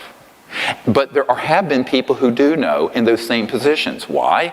Because they were willing to go along with this chicanery. Now, if the next document you can put up, it's just a partial list of the sort of VIPs and government official I briefed. It goes 3 pages long. It's 50, 60, 70, and this is just a few of them. Every single one of these people, without exception, and you can scroll down through them and just flip through. I'm not going to go through them all. We don't have time. This is a lot of work, having private meetings with this many people. Every single one of these people, from Senator Claiborne Pell to the CIA Director to the head of intelligence for the Joint Staff to the head of the Defense Intelligence Agency, the biggest intelligence gathering entity in the Pentagon, every single one of these people wanted to know but had been denied access to these unacknowledged special access projects. Every single one of them. That is the proof we have. If we ever had to go to court to prove that the operation is illegal, and these people, the ones still living, would be subpoenaed. Because, believe me, and I have more, one of them that you see on page 2 here is Lord Hill Norton. And if you go to this next document, this is a 5-star admiral. How many people have heard of Lord Hill Norton? He's actually a great guy. He passed away not long ago. I don't mind sharing these couple letters. I have a whole file with him. He asked me to come to his estate in England and brief him back in, I believe it was 1990s sometime. And he was a 5-star admiral, what they used to call Sea Lord. And Lord Hill Norton, is that the one? Is that the right one? Yeah. He had found out through other sources that UFOs were real and that there was a big operation in the UK that was this transnational, deep national security state working with the British. But he was head of the Ministry of Defense, and as such was head of MI5 and MI6. He was also head of the Military Committee for NATO. He had no knowledge of these projects the entire time he was in government. And when I met with him at his cottage, and you know what's kind of cute about it, at the second document, if you go to the next one, he says, I thoroughly enjoyed our talk when you came in August. This was in August of, I guess it was 1995. And I am grateful to you for your time. I read all the materials you left me, and I intend to read it all again. I also shared it with Countess Murray, who shares our interest. I have an idea you may have met her some time ago. I meet a lot of folks. I find your latest brief on the national security implications of the UFO subjects very clear and very convincing, and it goes on. It's a beautiful letter, and things he was going to do with the European Parliament and whatnot. He died not being able to accomplish as much as he wanted to with the British government because I had to explain to him why he never knew anything about this. And it's a very hard thing to sit with someone like a CIA director or someone like this, who's one of the most powerful people in the military and intelligence field in the world, and tell them, you just were not in the loop. And he basically said to me, well, why didn't they tell me? And he was a little hurt and kind of petulant. And I said, sir, I'm going to answer your question with a question. What would you have done if you'd found out there was a transnational entity, unacknowledged, running unconstitutionally in your country and mine, engaging in assassinations, keeping from the planet technologies that would save the earth from environmental destruction and eliminate poverty within a generation? And that they are using these technologies to try to provoke, as agents provocateurs, an interstellar conflict. and World War III, and that they were completely off the reservation without any controls from the chief executive or the legitimate governments of the world. And he hopped up and down. He's this little guy with piercing blue. He says, "I wouldn't have stood for a bloody minute." I said, "Well, that's why they didn't tell you." He says, "What do you mean?" He thought I was being impertinent. I said, "Because they knew you wouldn't go along with that agenda. Therefore, you were out of the loop." That's how it works. It's that simple. So you basically accumulate people who are enormously evil and who want to see terrible damage done to the planet because at their core, they love war and they love conflict. They do not want peace to break out. As one of them said to me, "Heaven forbid we should have peace on this planet. Too many people would be out of business. Too many of us would be out of business." Very cynical, but true. The next document is from one of my advisors to Admiral Tom Wilson. And it's about setting up a briefing for him. And I only put this up here because some people have challenged me, did you really have meetings with folks like this? Yes, absolutely. And it was on my birthday in 1995, the first letter was written. I ended up meeting with him in 97 in April. But he helped us in a number of ways prior to that, as did this Admiral Kramer, who set up my meetings at Wright-Patterson Air Force Base, the facility to which the crashed ET remains went in 1940s in Dayton, Ohio.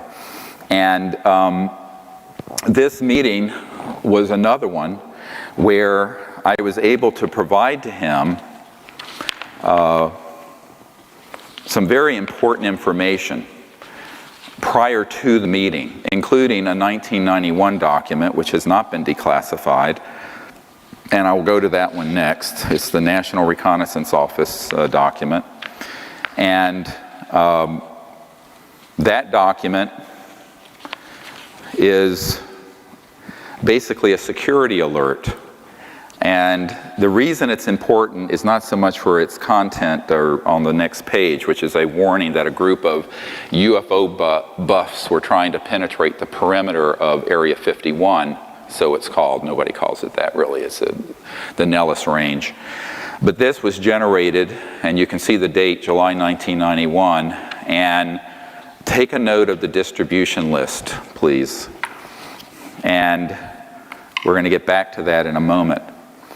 But it's a security blue fire, which is a code name, 1991, Commander's Net, Royal Ops, Cosmic Ops. So cosmic clearance, you've heard of this?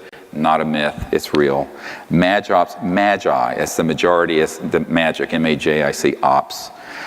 And it goes through a whole bunch of them, Nellis Division, all these code numbers, and you get down to some really interesting things.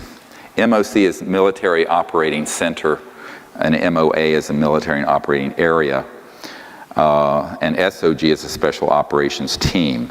But you get into Red Flag, Dart East, Dart South, Pahut Mesa, Sally Corridor, Groom Lake, Dreamland, Blackjack Team. Blackjack Control is at the Edwards Complex in California. Roulette Team, Aquatech, Sea Spray, and others. Now, it's not clear to me who gave me this why they blacked out a couple of things. Maybe it was things that they were involved with personally and they didn't want to get fingered. But this secret document went to the Admiral prior to our meeting, and he actually recognized one of these entities. And he made an inquiry, and it was being run by a contractor. We're going to get to this next. And the contractor, one of these corporate contractors, when he called them up, he said, "I'm Admiral Tom Wilson." At that time, he was head of intelligence for the Joint Chiefs of Staff. "I want to be read into this project." Guess what happened? They said, "Sir, you don't have a need to know." Now, this is the guy who puts together the intelligence briefings for the Joint Chiefs of Staff of the United States. He was told, "You don't have a need to know." And Admiral Wilson said, God damn it, if I don't have a need to know, who does? They said, sir, we cannot discuss this with you further. They hung up and blocked his line. Now, this all happened before the stand-up meeting I did where Edgar Mitchell, the sixth man to walk on the moon, and myself and my military advisor and a few other people met with the Admiral in a stand-up, what's called a stand-up briefing. I was doing the presenting. That was supposed to be 45 minutes. It went for 2 or 3 hours. He kept canceling appointments downstream. This was at the Pentagon. And so I said, well, you know, sir, don't feel bad. And he looked at me. He said, well, who else is in this situation where this group is blocking access, who are in the national security apparatus? I said, well, the president, the CIA director, etc. And I started naming them, and he was just, the fear in his eyes, the palpable fear and anger that something this important, that is real and legitimate, and he knew it was, could escape the oversight of folks who have the security of the United States in their hands. So basically, they're trying to navigate without IFR. They're trying to navigate without radar through the dangers of the world, because the most important technologies and the most important information and the most critical national security secrets are completely out of their scope, off their radar. And yet they're responsible for keeping America safe, and they're responsible for protecting us, and they're responsible for responding to threats. And so at the end of the meeting, I asked him, I said, well, Admiral, do you think you can help us? And he just sat back in his head, this big chair, he sat back. He said, he says, look, he says, what I've learned from this meeting is that there is an illegal operation that has hundreds of billions of dollars and over the years trillions, that has technologies that can do circles around my B-2 stealth bomber, which is the best thing I know about. How am I going to take them on? And I said, well, it can't be through a military engagement. It has to be through infiltration. It has to be through convincing them to come up. He says, I don't know how to do that. They won't give me access. And moreover, I can't take any action unless the president authorizes it. And at that time, the president was Bill Clinton. And I said, well, no, he won't do that. He says, why? He says, well, we briefed the president. And his best friend came to my home and said that if he did this, he would end up like Jack Kennedy. And I'm quoting. He says, well, there you are then. Point, set, match. And I said, well, you know, someone's got to do it. Invariably, these people say, well, you can do it. And I learned, if you look at, there's a movie my wife and I saw this past week called Bridge of Spies, and you realize there's this attorney named Donovan in it. It's a true story based on the Gary Powers U-2 shoot down. And he was sort of the expendable guy. I'm the expendable guy. I'm the guy, it doesn't matter if they get killed. Because basically that's what Clinton's people told me. It doesn't matter if you get killed, we don't want the president to get killed. So, I mean, I know that's ugly, but it's the truth. So that's why I'm doing it. So this document, the reason it's so critical is that it actually has the actionable. And this is the first document on the top of the large briefing that President Obama got when he became president. And John Podesta, who was his guy who put together the Obama White House, was the man that we provided this for. Because Podesta has publicly come out, as you know, in favor of disclosure and ending secrecy. So basically it was from me to Podesta to Obama. And of course, I mean, I didn't expect Obama to be able to do anything about it, because having these project code numbers and being president doesn't give you access control. You know the difference between knowledge of something and access control.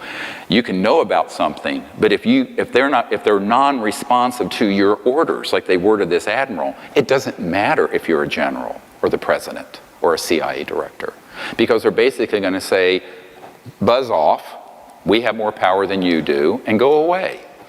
And that's how it operates. That is how it operates. This is naked, raw power. It's how it works. So This next document I want to share, unfortunately, did not come out. It's the Congressman Cox. As you know, he was SEC head secretary for W. Bush.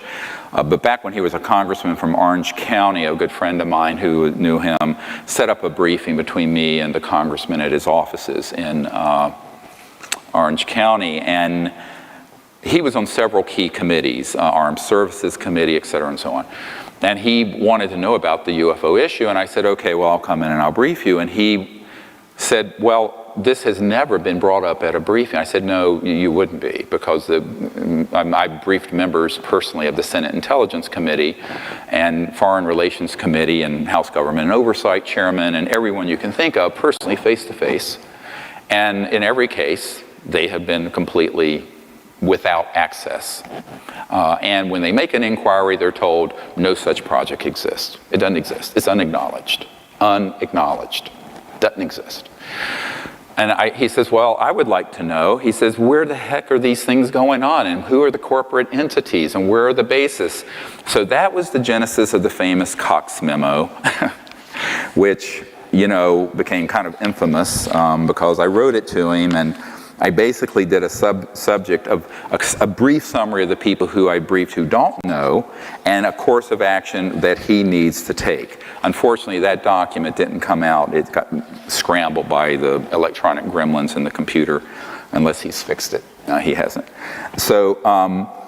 So basically, I describe who is not able to do this, but where the places are. And that was the genesis of this, which is the facilities list. And I want to go through this very quickly of where the key facilities are. Now, keep in mind, these are all run by a hybridized entity. It's part government, unacknowledged special access project, compartmented, deep black, transnational security state, and 3/4 corporate. The action is in the corporate sector. But at each of these bases, there are contractors who run the operations. Do you understand how this works? In other words, the government doesn't do that much. The government does WFO, work for others. So they issue contracts. So you'll have Bechtel Corporation, or you'll have Lockheed Martin, or you'll have whatever. So, but the key facilities I want to go through, and there are others. This is a list that I updated it for the president in 2009. A very chief one is Edwards Air Force Base, and there's a whole constellation there. Haystack Butte, China Lakes, George Air Force Base, the retired Norton Air Force Base, Tabletop Mountain Observatory, which is run ostensibly by NASA, and Blackjack Control. So I had a source at Blackjack Control associated with the Edwards-related facilities, but the Blackjack team you saw on that list was Nellis. So there's Blackjack Control and Blackjack Team. And then there are aerospace facilities, and these are all DUMBs, Deep Underground Military Bases, or UGBs for short, underground bases.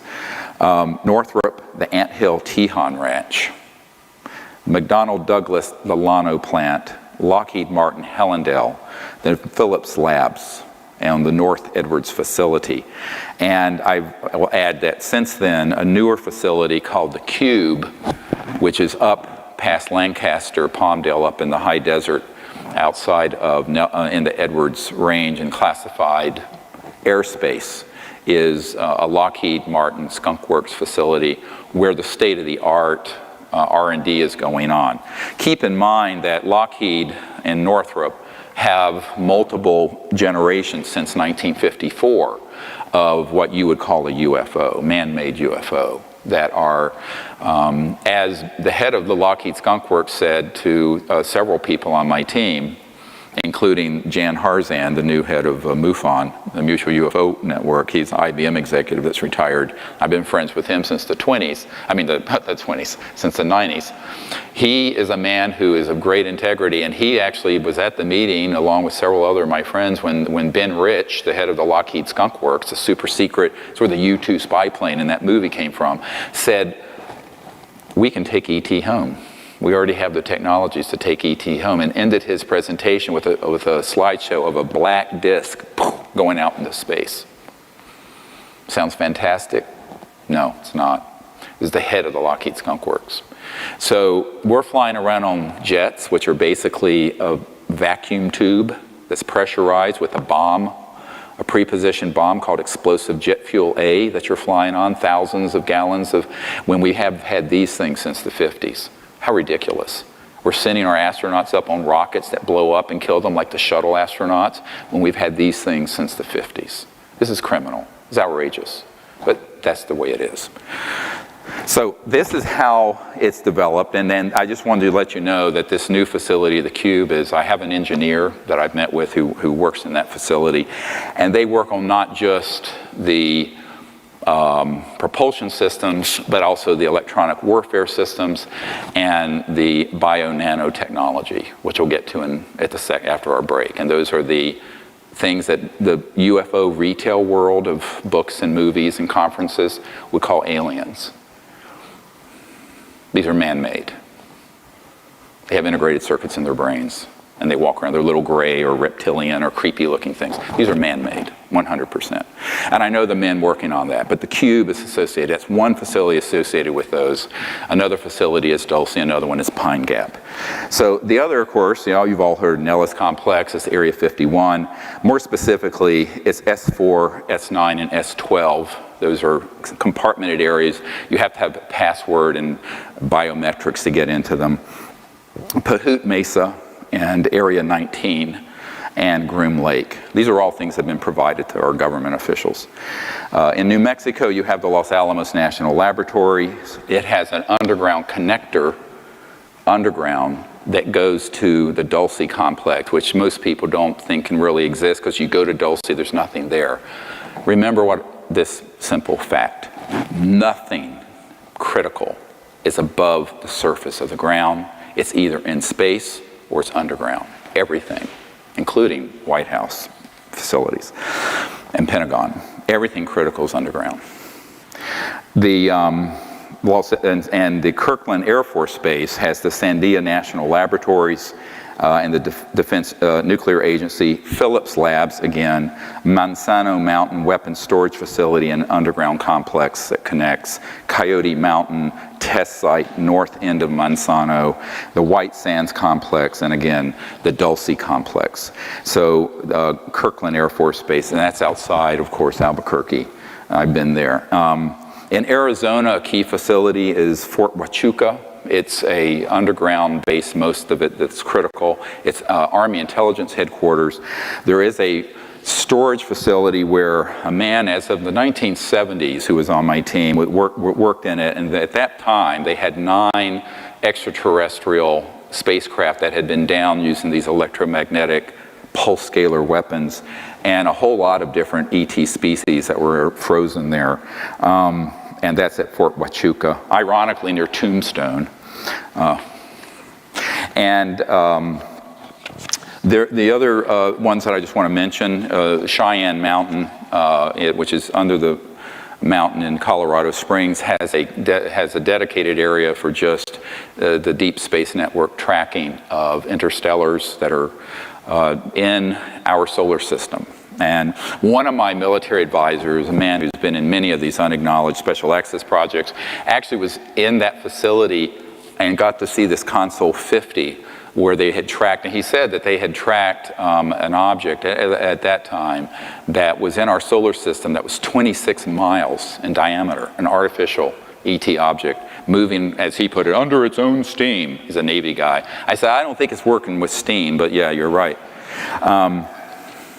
Another critical facility is the Lawrence Livermore Labs, the Pine Gap underground facility in Australia. I have a picture, actually, of the above ground facility there that a man who'd worked there sent to me.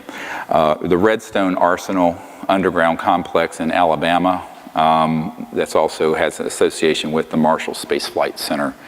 And in Utah, one of the most critical, and this is the most critical one that's new, is the Dugway Proving Grounds outside of Provo, And this is classified airspace above and no access by ground. Above ground, you don't see much, and everything is underground. Richard Foch, this Naval Research Labs official, was out there with some Generation 5 or 6 or whatever night scopes doing an operation, and he looked out and he saw these objects coming out from underground that then zipped over, and that were these massive disc and triangular shape anti-gravity objects that were ours, and some were just sitting out there watching him. And that's outside of Provo, out in the desert.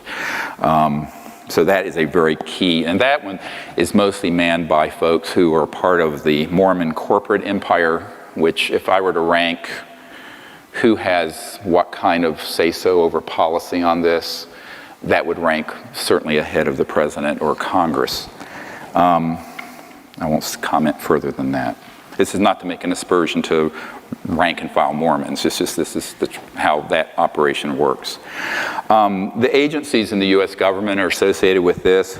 The AFOSI, Air Force Office of Special Investigation, of course, compartmented operations at CIA, the Defense Advanced Research Project Administration, the Defense Intelligence Agency. Now, notwithstanding I briefed the general who was head of it, he wasn't given any information, but we have Disclosure Project witnesses who are DIA assigned contractors who were very involved in ET and UFO technology issues.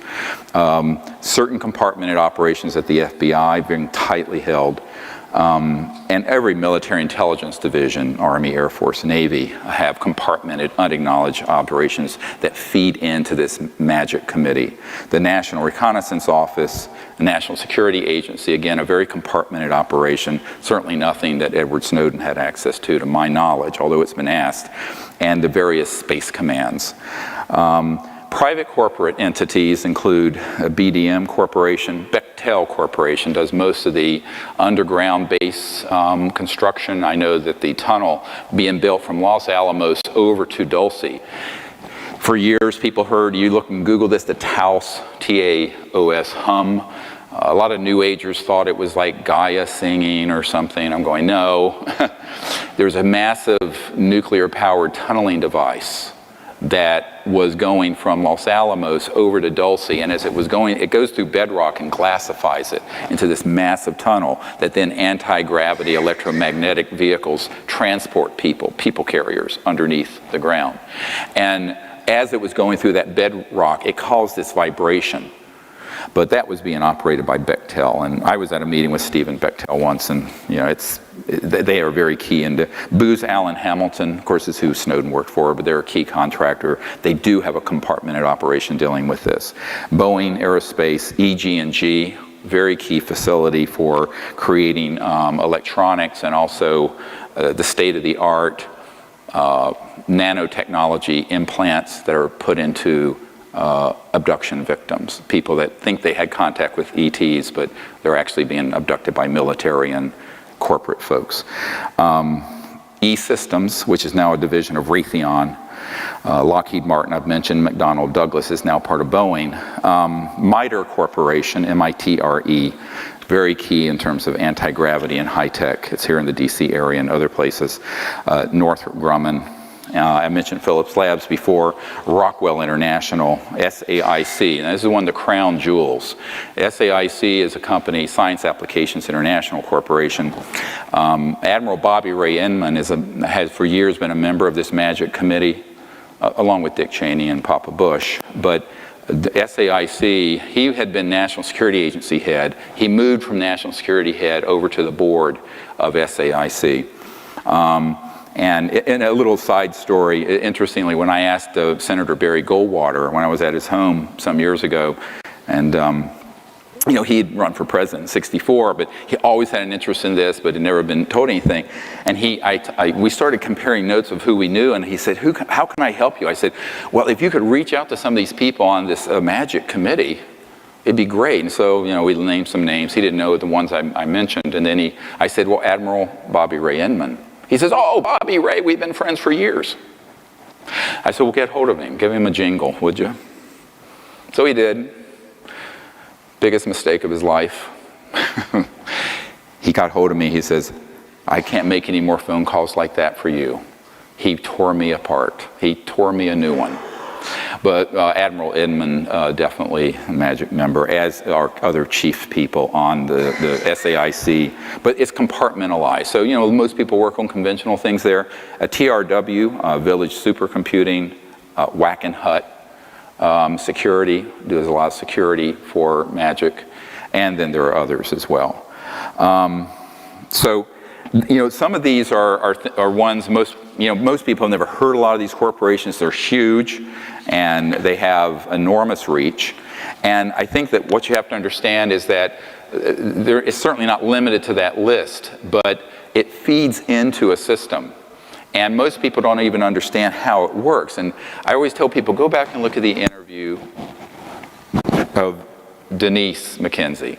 Worked for SAIC. She got a job there as a sort of clerical administrative person. She was in an office. It's kind of like the mafia. You know how the mafia will have like a pizza parlor or some little shop, and they'll come in and, you know, that's the storefront, but it's actually laundering money and they're doing their drugs and pimps through the back door. That's how this works. So she was in this office at SAIC, and it was an office, it was, you know, running multi-million-dollar contracts for the U.S. government. And she said, what is this? There's nothing going on here. And she went to this file cabinet, and there were just all these dummied up reports that would go back to Capitol Hill to justify the money. And when she started asking about it, they said, don't ask about this. And what she basically was told, this office receives the money. We generate false reports back to the president and to Congress. That money then passes out of this office to a black project dealing with UFOs, electronics, anti-gravity, stuff like this. So when you get to some of the accounting, I met recently with one of the big four accounting firms. They said, yeah, this is exactly how it works. If you go to, they'll basically say, here's what we're doing, and if you try to penetrate further to actually get to a granular level of where the money is going, they'll say, well, you don't have a need to know. That's a top secret, special compartmented intelligence. And basically, you have to take their word for it. So it all gets rubber stamped by the big four auditing firms. But it's very illegal. You'll remember in the film Sirius, Donald Rumsfeld, the day before 9/11, I'm not sure he knew he was being filmed, said $2.3 trillion unaccounted for. Recently I found out from a good source, it's 8.5 trillion now. So there's $8.5 trillion that have basically been embezzled, misappropriated, used without the knowledge of the Congress or the president. That's a lot of money, even for America.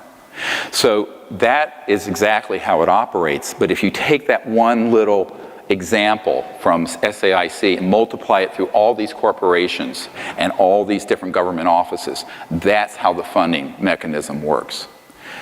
Does that make sense to folks? So I hope that made sense to you guys. I'm going to say let's take about a 15-minute break to stretch and to have a bathroom break. And when we come back, I'm going to go back into deep knowledge of how the funding works and really what the agenda is behind the secrecy. Thank you very much. All right. So if someone up there can ask people to come have a seat, thank you. Hope you guys had to stretch your legs a little bit. I know this is a long presentation, but it needs to be.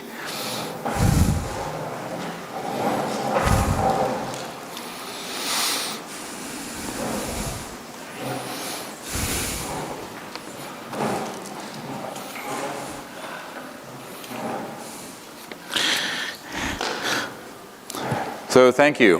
I'm glad everyone made it back. So in the next hour and 45 minutes, I want to cover enough material so that you might have a few questions at the end. You probably have a few thousand questions already. One thing I want to go into just very quickly is the key role that control systems play within the media and the scientific community. Now this sort of surprises a lot of people, and some people they're not surprised. First, let's deal with science. One thing you have to remember about science is that scientists are humans first and scientists second, right? All of us. And there are scientists who pose as objective scientific folks who are on the payroll of various agencies. For example, in this cache of documents I received, there's a very famous astronomer, astrophysicist at Harvard named Dr. Donald Menzel. And Menzel was the chief UFO debunker who went around telling people none of this existed in the 1960s and all through that era. And he was on many panels, and he was the person who would look at evidence and then say, not true, not true, not true. It turned out, I have a document from the CIA where it talks about their contract with Dr. Donald Menzel at Harvard, and it said, but it cannot be acknowledged that he is being paid by us because the public needs to believe that he's an objective scientist telling the public from the perch of respectability at Harvard that this isn't true. So until the time of his death, this wasn't known. Now in this cache of documents I got in 1994, officially released by the CIA, the provenance of this document is not in question. It names him. So just extrapolate that out, how easy it is to do that. Same thing with a guy named Professor Condon. Professor Condon was the head of the Condon Committee at the University of Colorado that had a contract in 1969 to look into UFOs so that the Air Force could determine whether to close Project Blue Book or not.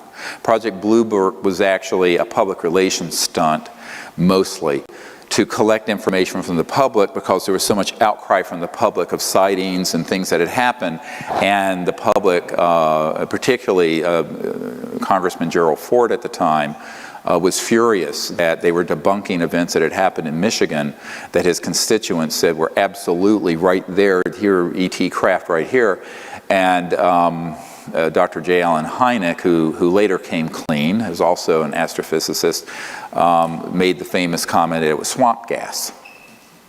And later, of course, he said, we knew it wasn't swamp gas, we knew it was E.T. craft, and he left Project Blue Book as their chief consultant and started the Center for UFO Studies there in Chicago. But Professor Condon, around this time, was asked to head up an objective scientific committee to look into whether there was any veracity to UFOs. There was a lot of publicity around it. And like all government committees, it's always, when they form a committee, they already have it, it's a done deal. It's just window dressing. So he headed up this committee, a lot of scientific people, and Dr. Robert Wood, a Cornell PhD, worked for McDonnell Douglas, now part of Boeing. And actually, Dr. Wood, who is one of our Disclosure Project witnesses, it told me, and it's in his very lengthy testimony I have. You have to understand I have hundreds of hours of this kind of testimony on videotape.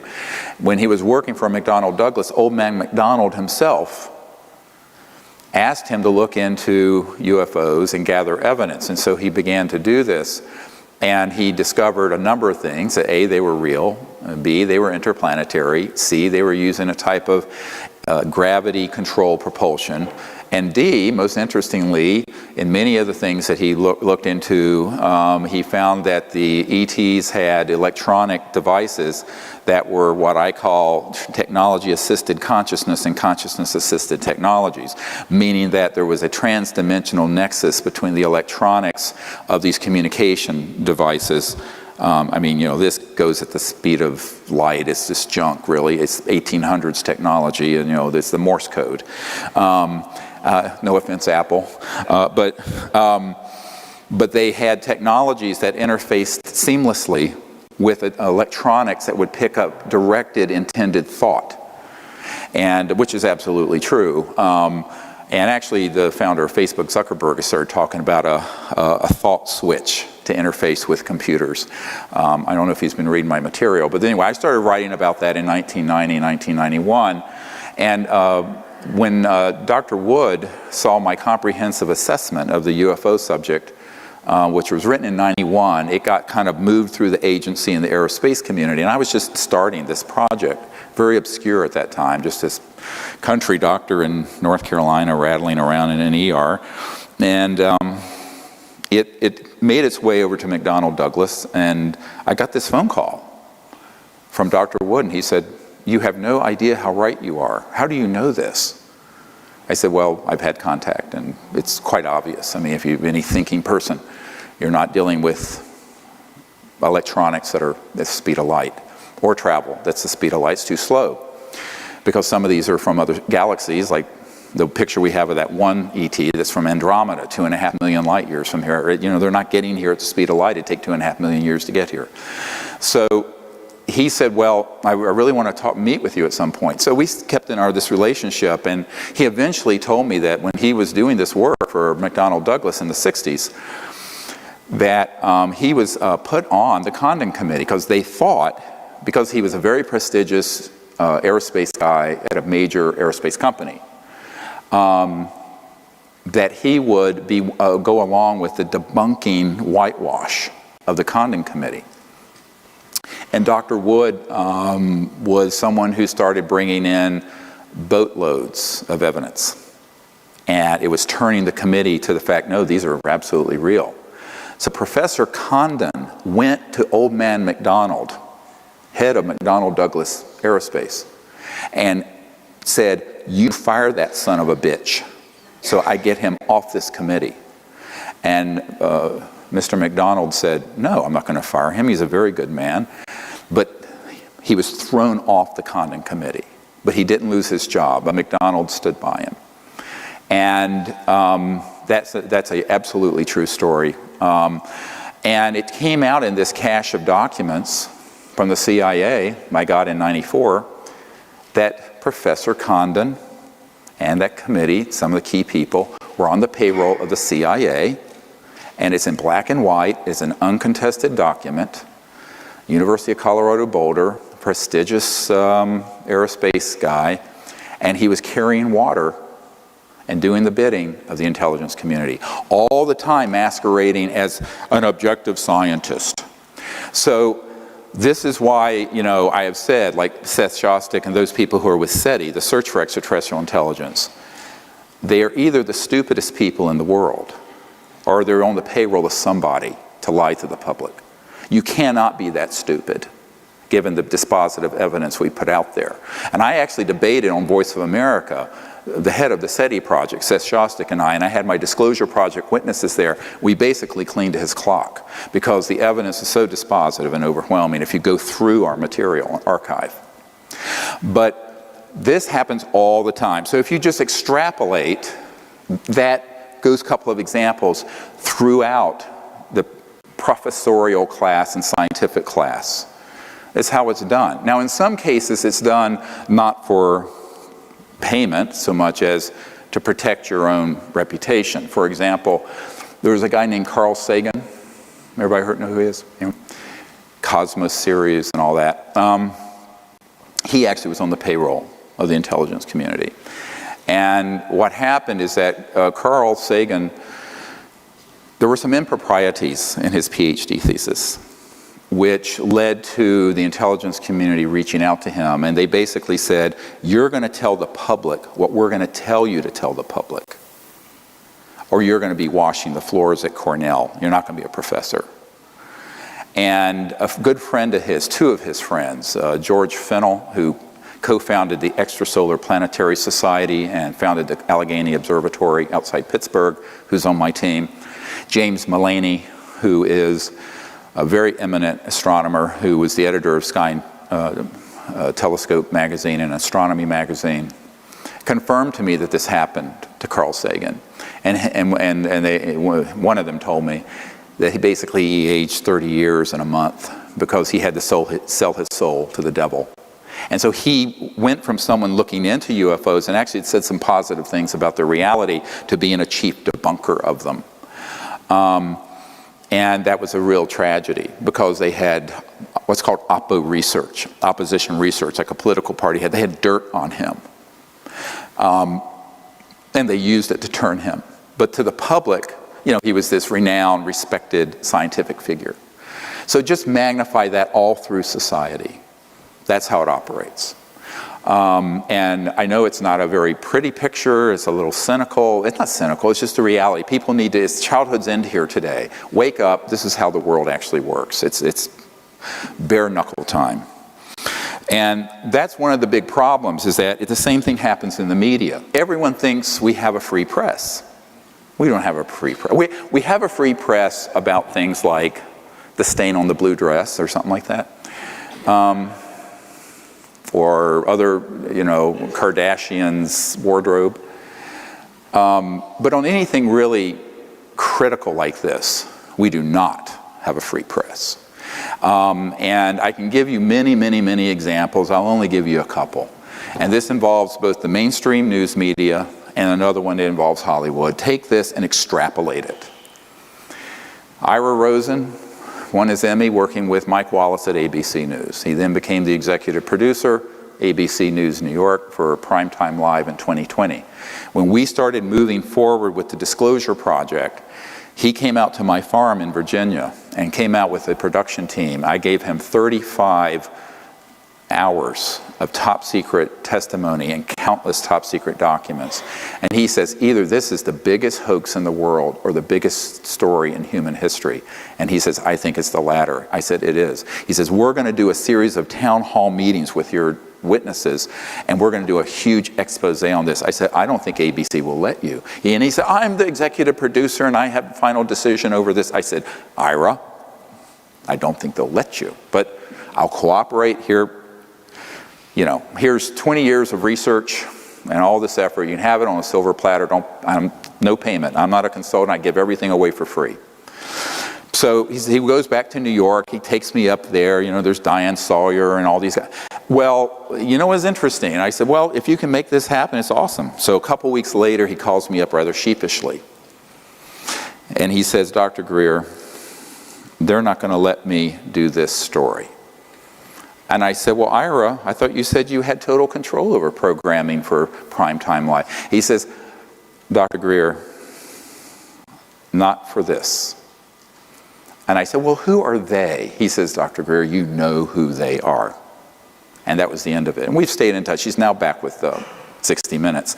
But that was one of the reasons why many of you may have remembered that Mike Wallace went on Larry King Live and had a deep depressive breakdown. And he talked about, he kept saying, I was a fraud, I'm a fraud. And part of it is that a guy named Schwartz, who was on the board of Time Life, and I met, and he was very good friends with Mike Wallace, and Mike Wallace had gotten a hold of a cache of these documents. And I was in New York at a party, and Bob Schwartz said to me, he says, look, he said, the media has become the scribe taking dictation from the right hand of the king, and particularly on something like this. And so Mike Wallace, who was this esteemed investigative reporter, couldn't touch the biggest investigative reporting story in history. And he felt like a total fraud and went into a deep depression over it. If you take Hollywood, the same thing happens. The only movies you really see that come out anymore, now Close Encounters of the Third Kind by Spielberg was a docudrama. He was given access to some of the secret files at Wright-Patterson Air Force Base. That's true. If you haven't seen that movie, go see it. It's classic. But in modern times, that was in the 70s, I think, it just isn't possible. The studios are completely mobbed up with people, just like these scientists who actually are on the payroll, with people that respond to the intelligence community. So Arnold Kopelson was a huge producer, had multi-billion-dollar in gross sales for his movies, flew me out to LA. He wanted to do an enormous expose, true life story, be like Argo, but based on my work and what I've done. It'd be a thriller. You have murder, you have mayhem, you have intrigue, you have ET contact, you have the whole thing. He loved it. And he was there, and I was at 20th Century Fox, and he had a $60 million discretionary budget to do any movie he wanted, pre-approved, because he was a big name. And I said, well, Arnold, I don't think they're going to let you do this one. He says, oh yes, I'm Arnold Copelson and I've done this, and he took me to his vanity wall of all his awards. I said, great, wonderful, give me a call. So he sends one of his chief assistants here to DC when we're doing the private closed briefings for members of Congress in April of 1997. And she goes back and he goes below. He said, this is the most incredible bunch of information because we filmed all that. And so I let him have that closed briefing film. He says, this is going to be the biggest movie. It'll be bigger than E.T. or Close Encounters or any of them. And certainly it'd be bigger than something like Avatar. I said, well, good, do it. So, but I don't know if they'll let you. He says, why do you say that? I said, well, let's see. Let's put it in, start it down the path and let's see what happens. A few weeks later, I get a call from Arnold Copelson. He says, Dr. Greer, they won't let me do this movie.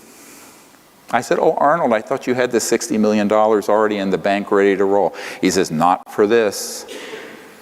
Fox has killed it, put it in turnaround faster than 10 light years of light speed. So it went into turnaround and got killed. And turnaround means when you take a film and basically kill it. So that's what happened. And it's happened. I give you this example. If I'd be here until tomorrow morning giving you examples I've had with the media, the mainstream media, where this has happened over and over and over again. So one of the problems is the big media do not allow certain things to be exposed. And we have been brainwashed to think that we're the land of the free and have a free press and a free market, etc. But we do only within a certain confine. But ironically, that confine is a prison.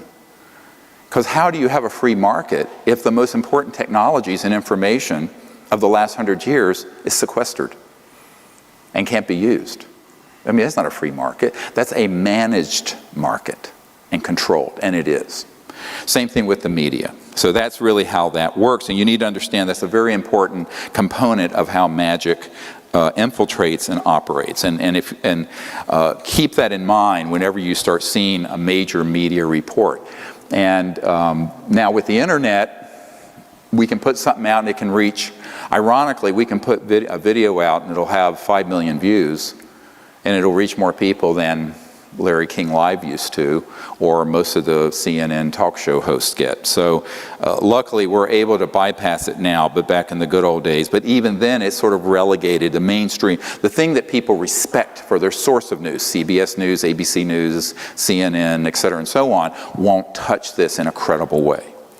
And if they start to, and believe me, there have been many initiatives from the Wall Street Journal approached me, wanted to do a huge story, gets killed, gets killed, gets killed. So there are operatives that are embedded in the integrated corporations of all of these media holding companies.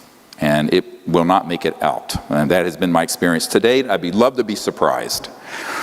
Now, that then brings into the question of what about the rest of the sectors? And someone at the break brought up this question of funding. Because I mentioned towards the end, well, there's $8.5 trillion now that's unaccounted for. Trillion, not billion, trillion. A trillion is 1,000 billion. So in other words, it's a lot of money. And unfortunately, it isn't as obvious as it seems. And this is where, take the children out of the room. Here's how this actually works. So you have, I mentioned, the sort of storefront with the military-industrial unacknowledged special access projects. And that's, you can kind of steal several billion dollars very easily that way. And each year I estimate out of the Treasury of the United States through these operations is between 100 and 200 billion dollars. Not a huge amount, but if you look at the military, intelligence, Homeland Security, FBI, and there are other people, there was a undersecretary for HUD for Bush, George H.W. Bush, who discovered that HUD money, housing and urban development money, was being siphoned off into these black projects. And she started to blow the whistle on it, she got fired. So one of the things you have to begin to get your mind around is how the unacknowledged special access projects can penetrate not just the intelligence and military, but other agencies, and then siphon off funds. And you get a trickle here and a trickle, and it becomes this huge river. Now there's another second and very important way that funding happens. And that is through monetizing products. Now what do I mean by that? Let's say that you're Bell Labs back in the old days, or some of these other large corporations, and you're studying under U.S. funding contracts in these unacknowledged projects a technology, and you figure out, oh, this is really what you can do with an integrated circuit and miniaturize it. Or this is what you can, these things we collected off the desert floor in 47 were these little fibrous things that you put a light at one end, boom, it's perfectly transmitted to the other, fiber optics. So you then create a market for it, and you allow some of this out, but there's a huge amount of money made on productizing fiber optics, integrated circuits, miniaturization, microprocessors, things of this sort. So there are spin-offs, and those spin-offs make an enormous amount of money for those companies, even though we, the taxpayers, paid for the R&D, and those folks really didn't invent it. But they benefit from it, from the corporate level. So that enriches the corporation so that it can then self-fund through licensing and productization things that were actually funded by the taxpayer. Now, Big Pharma, the pharmaceutical industry, does this all the time. They take stuff that's being funded at NIH or through university grants. The breakthroughs happen in basic science. They then take it one step further, patent it, license it, and next thing you know, a course of chemotherapy costs you $250,000. That's how it works, like rituximab. So, but that's been done with these high-tech programs since the 40s and 50s. So that's a huge source. So then they have their own funding. But now you can see how they can lift off the reservation away from government even more because they're more independent, corporate. Then there's the banking sector, and this is the big one. You know, the Federal Reserve Board basically just invents money out of thin air. When we had the financial crisis a few years ago, in the mainstream Wall Street Journal, it was admitted they basically injected $17 trillion into the banking sector. Trillion. TARP was a small part of this. 800 billion, not much. This is 17 trillion. They basically at no interest gave $17 trillion to the gangbanksters, I call them. They are gangbanksters. And those guys who have integrated, if you look at the corporate nexus between the banking and financial sector and these large corporations and these government agencies, there is a nexus that gets woven. And the real power is really in the financial, macroeconomic level. And they basically can fund whatever and whoever they want and can move money around virtually with impunity. They're too big to fail. And at this point, there's a joke that if you think they're being regulated, this is a joke. So the gangbanksters have learned how to use that system, and they have investments and interest and startups, whether it's the Blackstone Group or the Carlyle Group, and this, private banking at JP Morgan Chase, and this and that and the other thing. And so there's this whole labyrinthine system that involves the banking sector. And then there are covert parts of the banking sector. I'll tell you a story of a man who, back when I was working on this and they made another run after I said no to the head of Army Intelligence when they wanted to buy my silence with $2 billion in slush fund money. I was taken to the Wrigley Mansion in Phoenix one night, and it was a late night meeting, maybe 10, 11 o'clock, and there was a whole group of people. It was like a conference for boardroom in this mansion. And around the table were a whole bunch of suits, and most of them were corporate, a couple government. And they say basically to me, they said, you don't need to bother with someone like the president or the CIA director. They don't know anything, and they're not going to know anything. You need to be meeting with people like, us, who do WFO, work for other programs for the government. And there are certain orders of Jesuit priests who are involved with technology transfer policy. I said, what? I thought they were on drugs. And it turned out every word they said was true, and I was just listening. Be an interesting movie, wouldn't it? Anyone has cojones to do it. Then they started, this one guy pulled me aside, and he said, you know, we've checked you out, you're a doctor, you have good credit, good income. Take out as many platinum cards as you want. Give them to me. We will then zero out the account balances every month. So you can spend several $1 million a month and we'll just zero it out. Now you put me under sodium penalty. This actually happened. And I said, well, then you would own me, wouldn't you, Jim? He says, oh, don't look at it that way. We're here trying to help you. I said, no, you would own me. This is fraud, banking fraud. And he says, no, well, you know, just look at it as a friendly hand helping you out. I mean, it's friendly, you know, devil with forked tongue. And then he started to explain, he says, you know, there are a lot of creative ways where we can get money when we need to. And this guy headed up some folks who do the backup computers for the banking system. And these are big supercomputers. And basically, when you have trillions of dollars daily going back and forth in currency exchange and transactions, there's an odd amount left over that's less than a penny, or less than a euro, or less than a yen. That gets dropped into a black fund account. And it's a lot of money. It adds up on a daily. If you take 365 days in a year, you've got a lot of money from that. It becomes billions, tens of billions. So you have the black budget, unacknowledged projects. You have the corruption and fraud within the government system. You have the productization, monetization of things that we're paying for the study that they then monetize, like integrated circuits and cell phones and fiber optics. Then you have the banking corruption. And then you have the pièce de résistance. And the one that is the most disturbing, and that's drug trade. So the worldwide drug trade is cash and carry, bigger than oil. And when I first heard this from an attorney who was representing a man's family whose husband, a Marine colonel, was murdered because he saw them offloading drugs at a military base in California, I thought this was a bridge too far. I did not actually believe it.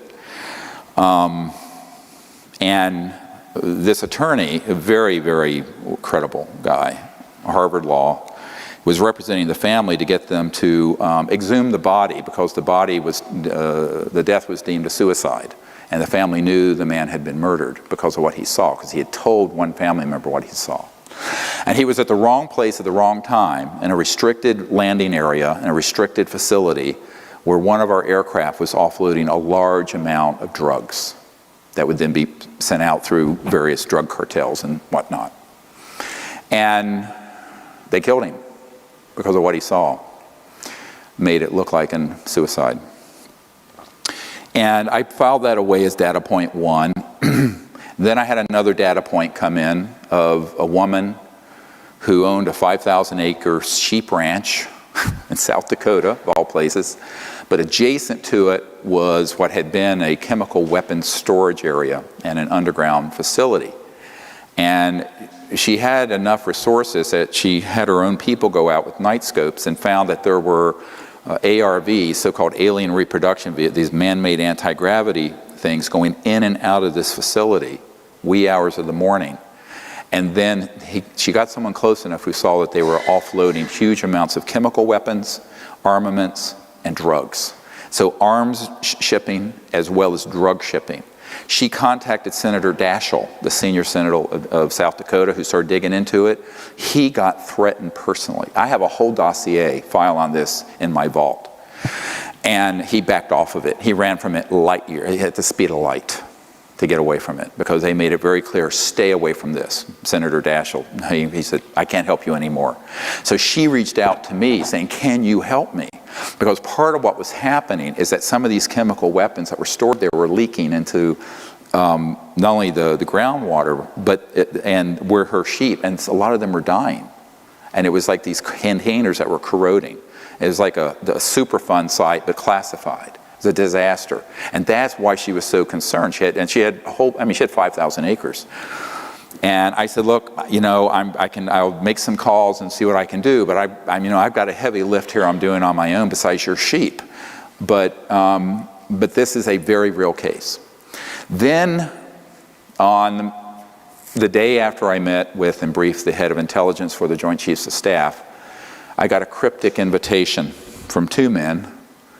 My wife and I call them Mr. Allen 1 and Mr. Allen 2.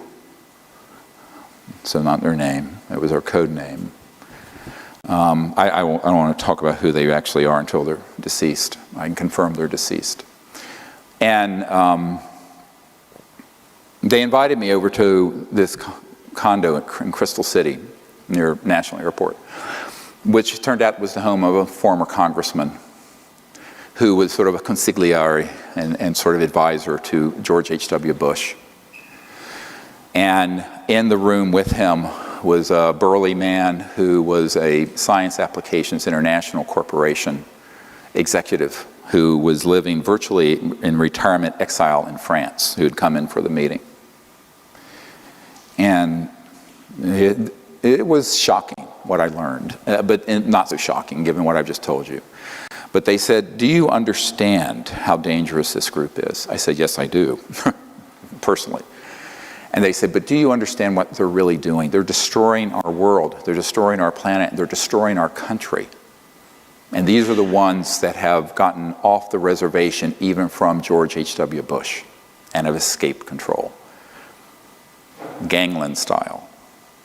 I said, yeah, I know that there are special compartmented operations that are unacknowledged that aren't even under the control of MAGIC anymore, M-A-J-I-C. They said, yes, there's a big one, and it deals with drugs. He says there is an army of 8,000 men that are special operations folks. And they said that they move drugs all over the world and the country. And we have killed 2,000 of them, murdered them, thrown them out of helicopters, missing in action, because of minor infractions in security, or a hint that there might be. 2,000 of the 8,000. And they began to describe this program in detail, and I listened.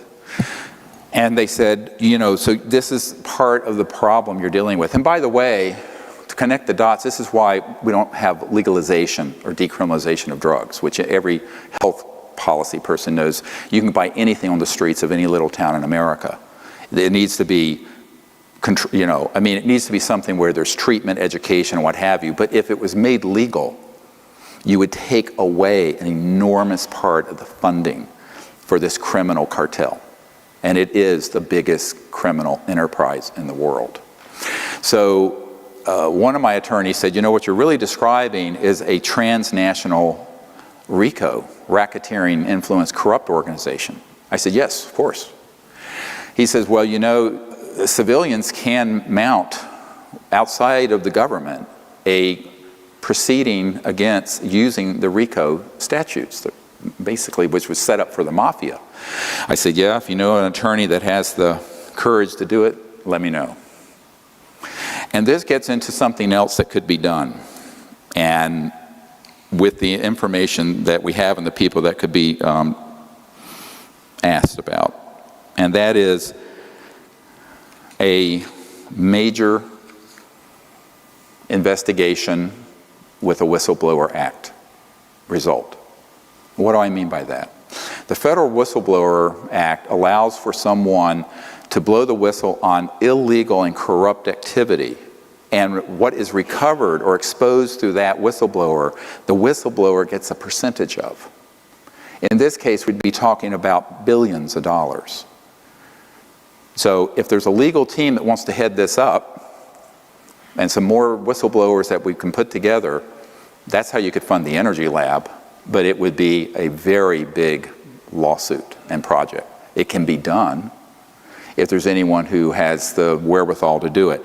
I've mentioned this to a few attorneys, and then when they find out who you're really taking on, they go, no thanks, no thanks, no thanks. So it's all about courage. You have the courage to take on this sort of Fourth Reich that's really running these projects, this neo-fascist transnational security state. But that is another big part of the funding mechanism. And there are others, but these are the big pillars of how you get funding for an unacknowledged special access project. It isn't nice and it isn't pretty, and then it ends up doing things that are completely out of the control. If we go to the next document from Prince Hans-Adam von Liechtenstein, this is going to get heavier and darker for a little bit until it gets better. Just bear with me. And, you know, I don't know if you know who this is. Liechtenstein is a big banking empire. And kind of they funded a lot of Adolf Hitler's work. And the crown prince is their king. So this is a man that I've met with and known for a number of years. I think this is dated 1994. And Hans-Adam von Liechtenstein, the first time I called, I was asked to call the castle. His butler or someone picked up, and then he was immediately put on, and we talked, and he says, well, I don't want to talk on the phone too much, but we should meet. And these letters, this and you can go to the next one also. It was maybe a month later or something. It was from the castle, Vaduz, and this is the actual letters. He basically said to me, you know, let's get together, and I think he was wanting me to come to Europe, and I said, well, I'm too busy, I'm working as a doctor, and then it ended up, although it's not reflected in this letter, he came to New York and stayed at the Four Seasons Hotel there in Central Park, and so he invited me over, and I had a meeting with him. But he says, from what I know of your assessment is correct about the group, this cabal, which is controlling the issue we discussed, UFO. I suspect they have very good reasons not to inform the public, and therefore I am highly skeptical about your chances of success. But he still wanted to meet. So I said, okay, let's meet. So this is where it's going to get into some shock and awe. I'm going 94 in July. I go up and meet with him at the Pierre Hotel, Four Seasons. And the reason he didn't think it could succeed is that he told me the ETs wouldn't allow it. They wouldn't allow disclosure to happen. I said, excuse me, we're making contact, and it's clear that, you know. He said, well, let me tell you what happened. So he was involved with a lot of UN programs and also with George H.W. Bush, the first President Bush, and a man at the UN named Perez de Cuellar, who was the Secretary General at the time. I had done briefings with the predecessor, with the one after Boutros Boutros-Ghali. And he said to me, the reason I, on the phone, told you that it wouldn't be allowed isn't that it wouldn't be allowed from the point of view of the government, but the aliens won't allow it. I said, well, that's ridiculous. I mean, since we've been talking, we've gone down to Mexico, had a craft come out. I said, they're obviously wanting to make contact if we do it in a peaceful way and not a military way. He says, well, this was attempted before you started your organization. I said, what are you talking about? He says, well, in November of 1989, in the fall of 1989, President Ronald Reagan, Mikhail Gorbachev, Perez de Cuellar, and himself, this guy, and others met on a committee, very sensitive and classified, to organize basically what I did with the Disclosure Project, to announce that we weren't alone and end the secrecy. And he said what happened is that Perez de Cuellar, the Secretary General of the United Nations, was coming back from a 3 a.m. late night planning session for this event when he was abducted by aliens from his motorcade in Manhattan. And I said, oh, really? And he proceeded to tell me the gory details of what happened. So Perez de Cuellar was taken somehow out of the motorcade onto an ET craft where he was threatened by the ETs and told, if you disclose this information, we will abduct every world leader involved, including the President of the United States. Now, this is from a person who was at the table for this planning session. To my ears, now to you. And I went, oh, come on, really? And he said, yeah, it blew up like an atomic bomb in the Bush White House. Subsequently, I found out that up at Kennebunkport, there were all these UFOs zipping around when Bush was up there out on his cigarette boat. And they didn't realize they were ours. So now we're getting into false flag 101, up to and including being able to deceive members of Magic. And it took me a long time to get to the bottom of this mystery. Now, people like Bud Hopkins thought it was a real abduction case. And I looked into it, and I found out that if you go back to the Roswell event, there was a red-headed sergeant who was the badass guy who threatened to kill everyone, all those ranchers who saw this thing crash. His son became a part of Magic security, this renegade group, this splinter group, who was involved with abductions and stopping leaks within Magic itself. He then went and was in the security detail that night and set up the electronics for this electronic warfare abduction of aliens. It was all a hoax. It wasn't ET at all. It was 100% military ops. And so we're going to get into this in a moment, how these operate. And so Paris de Cuellar, of course, not knowing about that end of the classified world, and I would say Papa Bush neither, thought it was actually ET. And it blew up, as I said, like an atomic bomb in the Bush White House. And Gorbachev, they pulled the plug on the plans to do disclosure and end secrecy in 1989 at the end of the Cold War.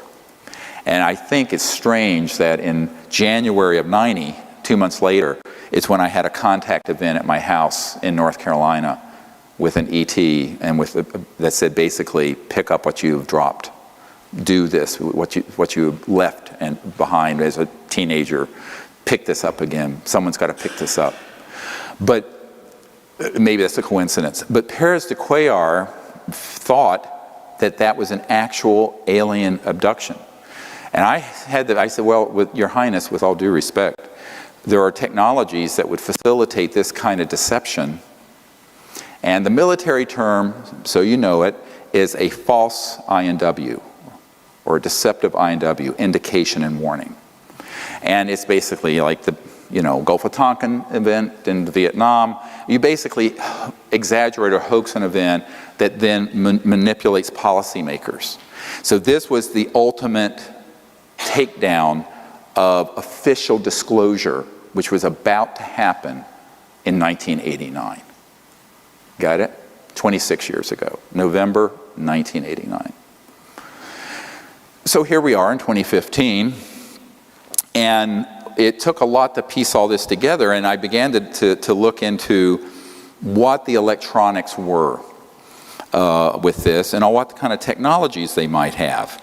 And one bit of insight that the prince had, he said, so he told me that the reason he was funding the abduction groups is that he was convinced that there was an existential threat from outer space. That's been the Sub Rosa plan since the 56. And that he wanted people to hate the aliens enough to pay the blood and treasure of World War III. And he also wanted it to be eschatological, where it would result in the end of the world so that Christ would return and the good folks would go up in a flying saucer, I guess, with Christ. Now, this is what he was telling me. I'm just listening. And I'm going, whoa, this is like, woohoo. And he was completely convinced that this is what needed to happen.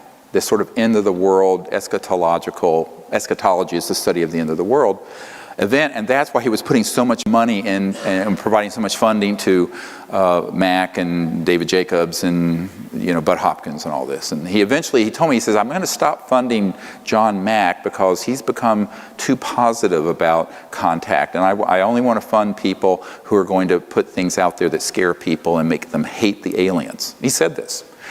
So I went, oh boy. Now this is connecting a dot that all of you better listen to very carefully if it's the last thing you learn today. And that is that there is an overarching agenda that was hatched in the 50s. Remember that psychological warfare document and its value? That was hatched in between 53 and 56 to create the specter of a threat from outer space that does not exist. Wernher von Braun stated on his deathbed, and we have the testimony of his assistant, that and said, they will first have the Cold War, then we decided there would be nations of concern, then global terrorism. We have this testimony from before 9/11. Then that would be followed by threats from outer space. They'll start talking about asteroids and things of this sort, but the ultimate one they're going to play is the alien threat, and it's all a lie, and it's all a hoax. But in order for the lie to work, they have had to create a body of disinformation, false information, and frightening scenarios, and actual events that would be convincing to our policymakers like Reagan, convincing to the average person, and to the UFO public that consumes videos, entertainment consoles, movies, etc. And that has been the 50 to 60 year plan. Don't forget that no less a figure than Douglas MacArthur in his last address to the Congress said World War III will be interplanetary. So they have been wanting to provoke an interplanetary conflict for as long as I've been alive, and I'm no spring chicken. And all right, so this gets into a huge problem of how people consume information and can be manipulated through fear. Because if you look at the roots of human warfare, the early days and even today, it's people abducting a tribe's women, raping them, abusing them sexually, etc., and so on. This is all stuff that they are simulating and saying that the ETs are doing through these abduction scenarios. It is 100% being done by military special operations that are this paramilitary force. And this is the deep end of the pond. Now, when I discovered this back in 1994, now this is 21 years on, I was told by someone in the intelligence community, don't talk about that, because that's what's really dangerous for you. And it's also what will discredit you, and it will also cause them to hate you the most, because you're defanging their whole war plan. The next big war is not terrorism, it's interstellar. And if you expose that it's a hoax, it takes all the steam out of their plan. I said, yes, but if we don't, we're cooked, because there's no way you can have war that's interstellar and survive it. It'd be worse than mutual assured destruction, because the technologies are 1,000 times worse than a hydrogen bomb. So I said, look, we're going to have to figure out how to deal with this, and the only way I know how to do it is put the sunlight in there and let people know what the truth is. So a man came along. If we go to the next slide,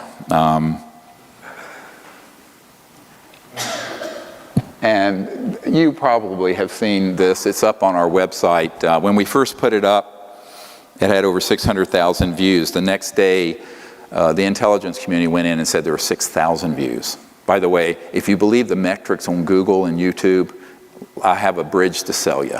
It's all can be manipulated because it moves you down the search engines. So when this hit, within a couple of days, had 600,000 views.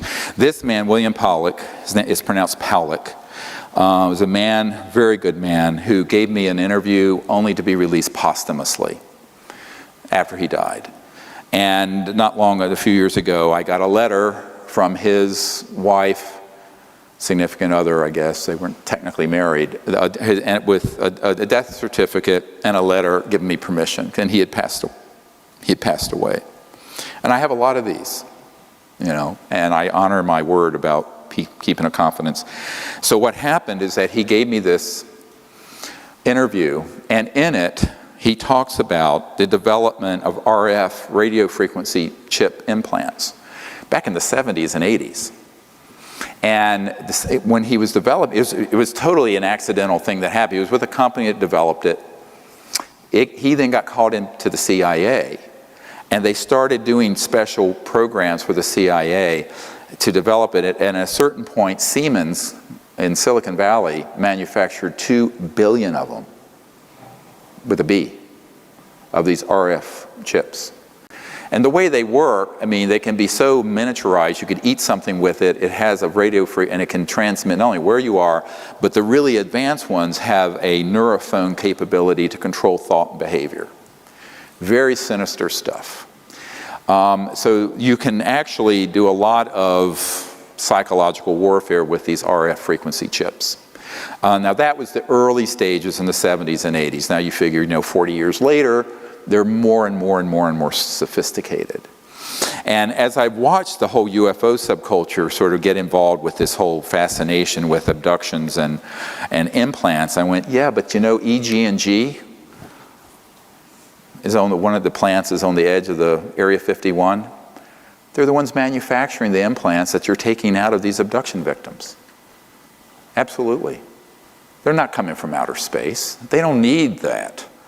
If you're interstellar, you're transdimensional. If you're transdimensional, you don't need an RF frequency plant chip to track anybody, because their technologies are way beyond that.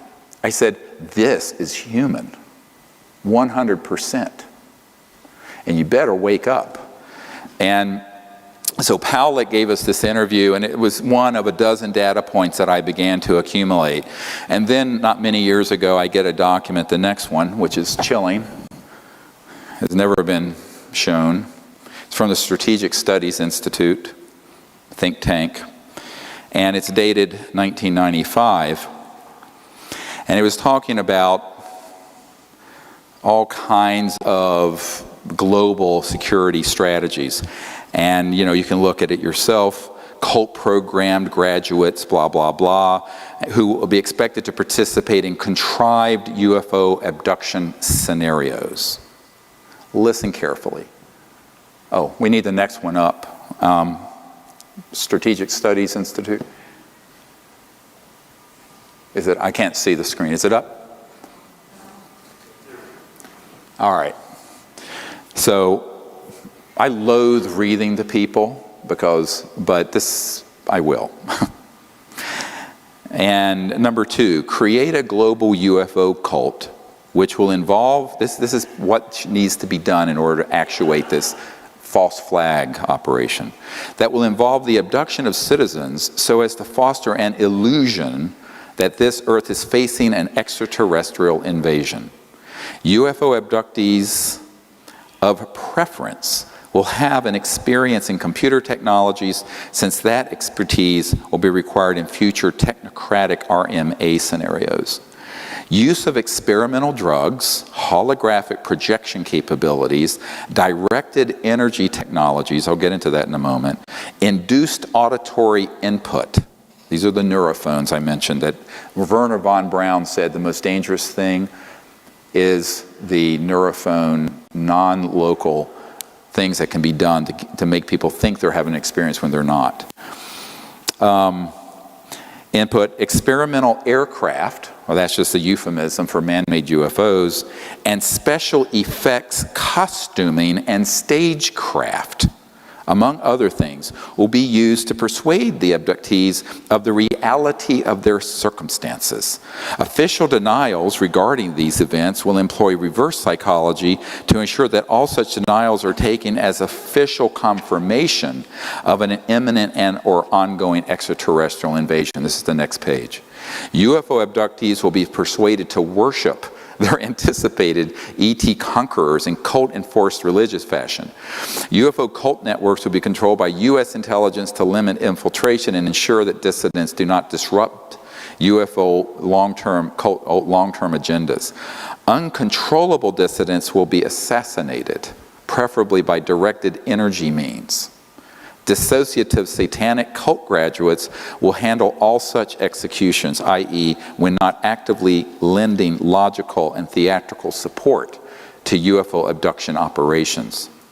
Number 3, directed energy surveillance and weapons technology of all types and caps will be used for purposes of spreading fear and confusion in the population at large under deniable circumstances, for eliminating persons deemed adversarial to U.S. national security interests, and for spotting, assessing, and manipulating potential recruits to the RMA cause.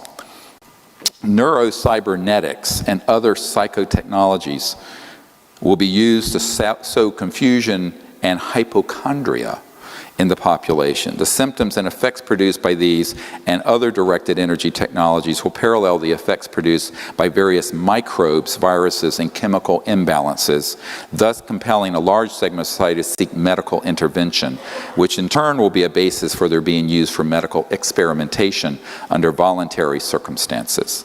Psychiatrists and psychologists will play an important role in these experiments, particularly where denying the efficacy of neurocybernetics psychotechnologies is concerned. Citizens who complain of hearing voices will be used as a basis for generously government-funded schizophrenic-related brain research, on and on and on. It goes on. Now, if you're not falling out of your chair yet, what I want to tell you is that all of that has come to pass and came to pass between the 1950s and the 1970s. A man that I worked with before his death had developed an electronic system in 1956 or 54, that would enable someone electronically to remote view anywhere, and could also affect, some of these have been called radionic psychotronic weapon systems. And they were developed decades ago. Now, how hard is it to deploy them? Not hard. They're not used every day. They're used enough to create a groundswell of conviction that there's an alien threat. So you take that capability, combine it with man-made UFOs, combine it with disinformation in general about the subject, and also certain chemicals, and you can launch an entire contagion of fear that's based on completely man-made false events. So this is the false flag event I wanted to warn you about. And people say, when is that going to happen? I said, it's happened already. It's already happened. The media, the film industry, any UFO conference you go to is going to be filled unwittingly, usually, not always unwittingly, but usually with information that is this kind of disinformation designed to create an us versus them dynamic of an alien threat. And the reason for it is that that is the only way to grow the military-industrial complex. You know, Leon Panetta, the CIA director and then Secretary of Defense, but when he was CIA director, said, you know, we're spending $110 billion a year chasing down 70 Al-Qaeda members in Afghanistan. Ridiculous.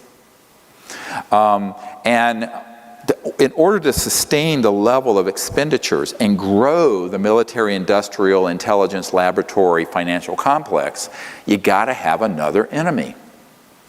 And as terrible as the terrorism threat is, and it's real, it's nothing compared to what they could do, like in the movie Independence Day, where they stage an attack using man-made anti-gravs that look very ET, with this kind of technology, that there's a threat or an attack on Earth.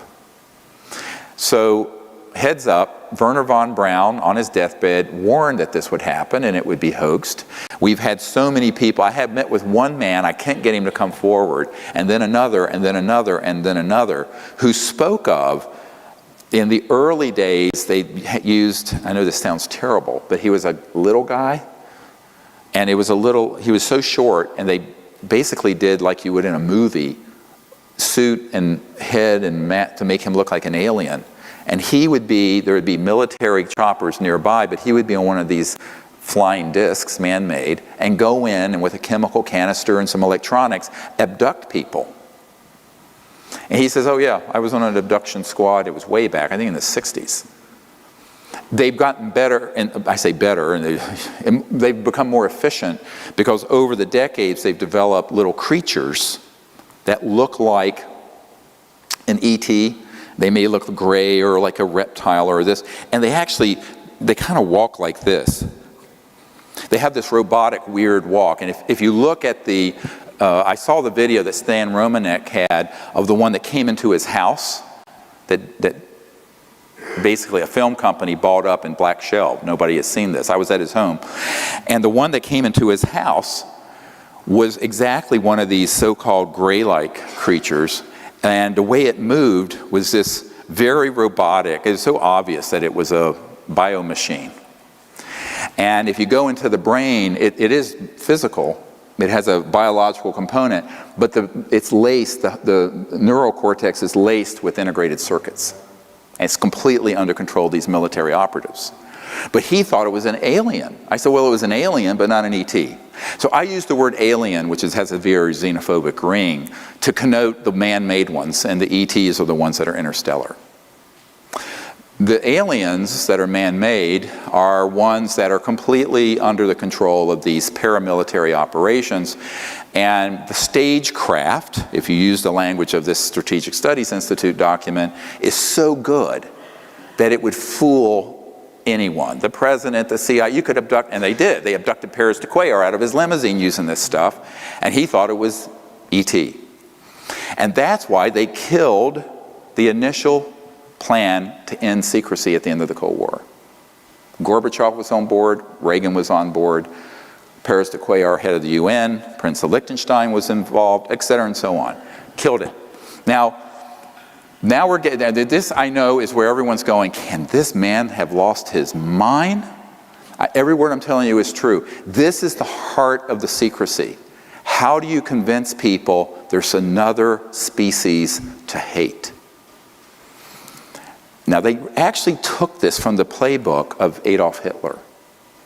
The way they conditioned the population. How'd you get a very, in the 20s and the early part of the 20th century, Germany was the apex of culture, erudition, progressivity, intellectual pursuits, etc. and so on. How do you get that population to devolve into this horrific community that could engage in the Holocaust and World War II, the way that happened? Psychological warfare.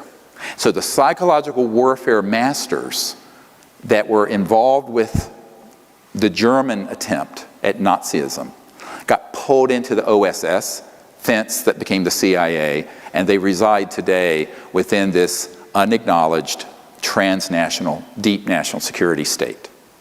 So that's exactly the problem we're facing. It isn't pretty. I've tried to summarize it in these 3 or 4 hours as best as I can, but it's the truth. Now, as Gloria Steinem said, the truth will set you free, but first it might piss you off. And I think, a lot of people, when they learn that this is what they've been involved with, people who've done research on this subject, get quite irritated because they begin to realize that almost everything you know about this subject is not true about why they're here. Now, what I've learned is being head of the CE5, global CE5 effort. Let's go to the next one. It's a very interesting thing that came out not long ago. It's from the Daily Mail in the UK, but it was an article about this new electronic warfare system. And I actually talked about this 20-some years ago, but they're just now bringing it out, and it's kind of almost like Star Trek, but it's something you can put up that basically knocks out all electronic communication. You have the next one? And it just gives you the idea that if this is being reported in the regular media, or even tabloid media, this is at least 30 to 40 years old. This. And it's basically a platform that can float over an area and knock out all electronics. Not only in a city, but over a battlefield or what have you, using pulsed microwaves. Now, this is not talking about scalar. This is pulsed microwaves. But when you pulse microwaves in a certain way, it can cross over into this longitudinal effect, and it can have an enormously destructive result. And this was actually getting reported. So if this is being acknowledged in the media, it means that it's at least 5, 6, 7 generations old. So in other words, this is not state of the art.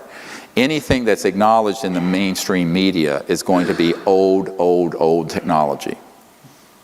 And the really state-of-the-art stuff is highly classified, compartmented, and unacknowledged, most of the really amazing stuff. So this brings us to, how do we get out of this conundrum? And if you put up the next one. I just want to share this. I shared this in my London presentation last month, or in September. And this is the French initiative. And you see the date on it. This is by far, we're about to release all of this with a report on the internet, document ever generated by a government on this subject. Urgent, 16 January 2007. The French government had decided to reach out to us to make peaceful contact with the ETs and bypass this entire unacknowledged world of cloak and dagger nonsense.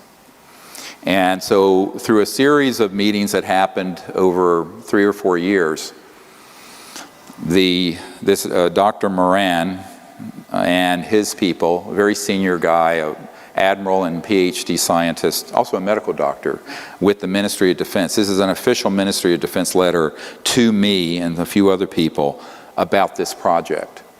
And what they wanted to do was to have the protocols established, and with this document came an entire separate attachment that had all the research and equipment that would be needed to do a friendly diplomatic contact with these civilizations in France.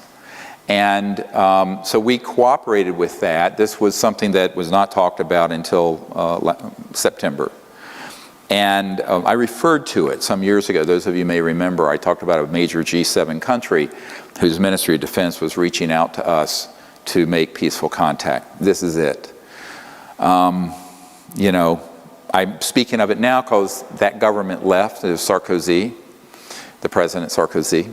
And enough time has passed that I feel like I can talk about it without too many ruffled feathers. There's still going to be ruffled feathers with this. But importantly, what you have to look at with this document, and it's basically an explanation. If you look at the translation, we had expected to do an event sooner and it kept getting delayed. And the delay was because of, as it says, politics. And there were people interfering with this attempt to go out and have a team of folks with the air support, security support, and have, like in Close Encounters of the Third Kind, a contact, a landing, or a near contact event under the official auspices of the Ministry of Defense of France. Now, when we started going back and forth with this communication, of course, everything I do is monitored in real time. The French ambassador to the United States got a very nasty phone call from our intelligence community and saying, "What the hell do you think you're doing?" And they really cussed him out. And he said, "Look, we're doing this, so we're a sovereign country." And basically what was said back to him was, don't do it anywhere near U.S. assets or U.S. airspace or U.S. territory, or you'll be in big trouble. And the French got very irritated by this. They said, we'll be completely within France and it's none of your business. So obviously there are elements within MAGIC in France who have run interference to interfere with this process.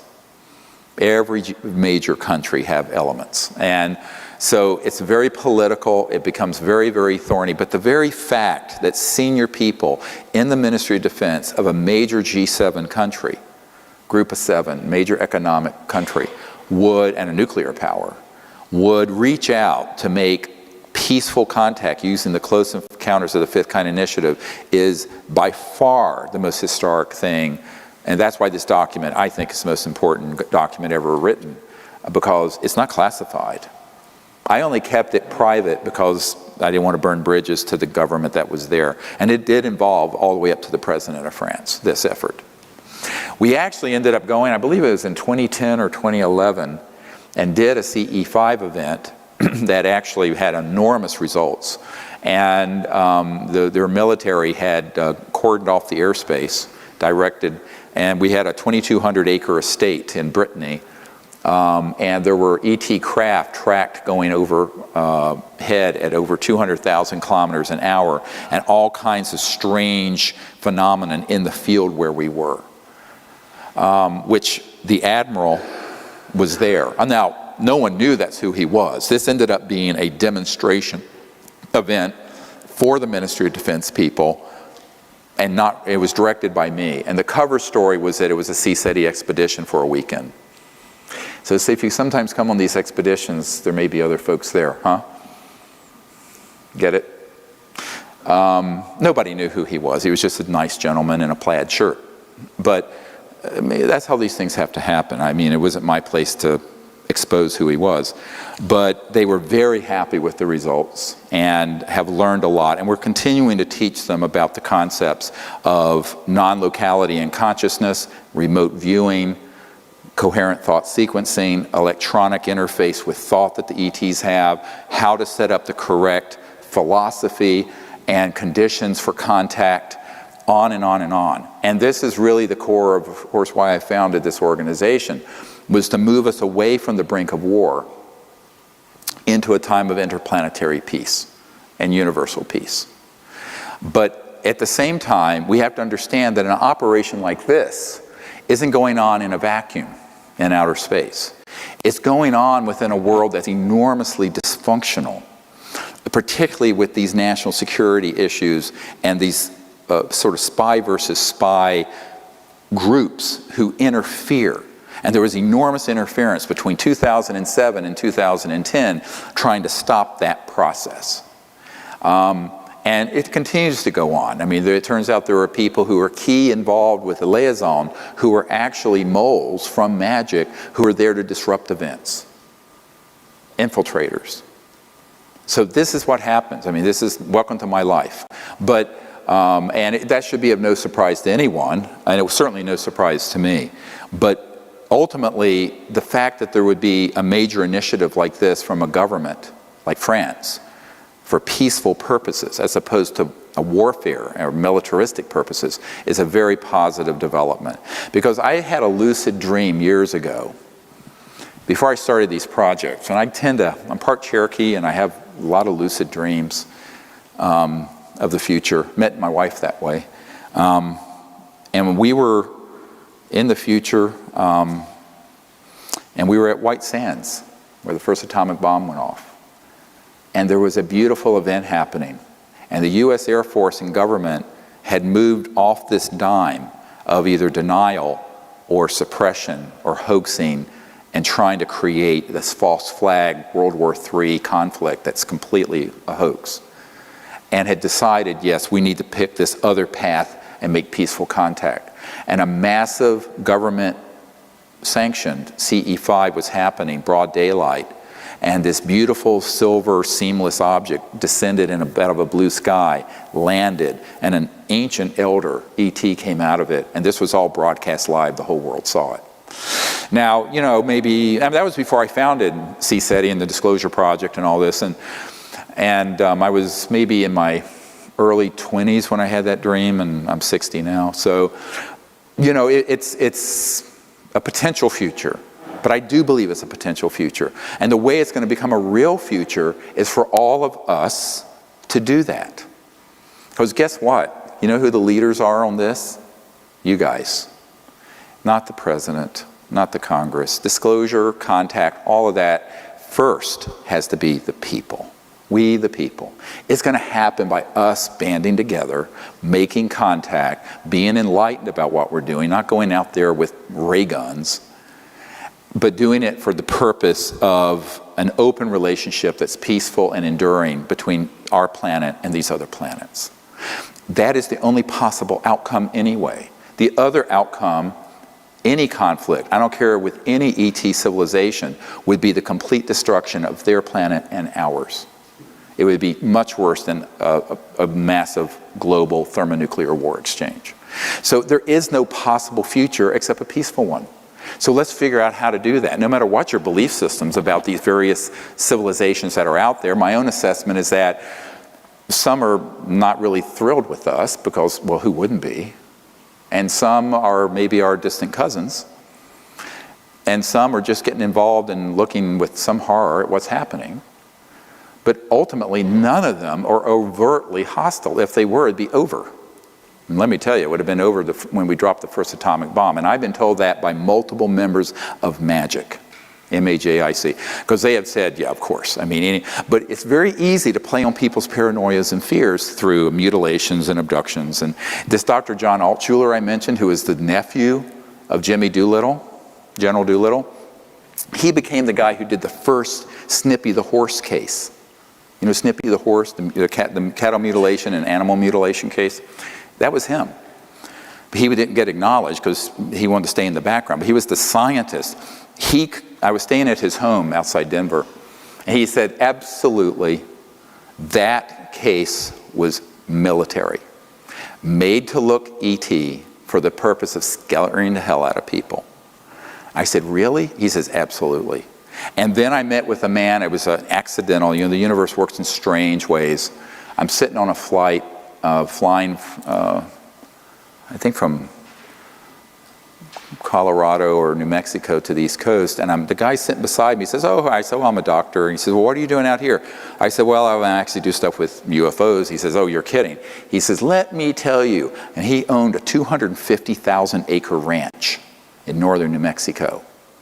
And he said, let me tell you what they're doing to my cattle. And he said, but it is not alien, it's humans. And he had night scopes. He was a very wealthy man. And he said, these guys are coming in there with special silent helicopters, and we have them. My military advisor was on a ship where one landed in a fog, and they couldn't see it. They said, where is it, where is it? They said, look up, it's right above you, and there's no sound. Completely quiet. He says, and we caught them red-handed doing these mutilations on my cattle. And he instituted a lawsuit against the U.S. government, but the group doing it was an unacknowledged group that's extra-constitutional, and the U.S. government said, we don't know anything about it. And the government people who said that were telling them the truth. See, this is real plausible deniability, right? Because they can honestly say, we don't know anything about this. So he took it all the way through the federal court system, it just got thrown out. Even though he had dispositive evidence, human, paramilitary, and U.S. military assets were doing it.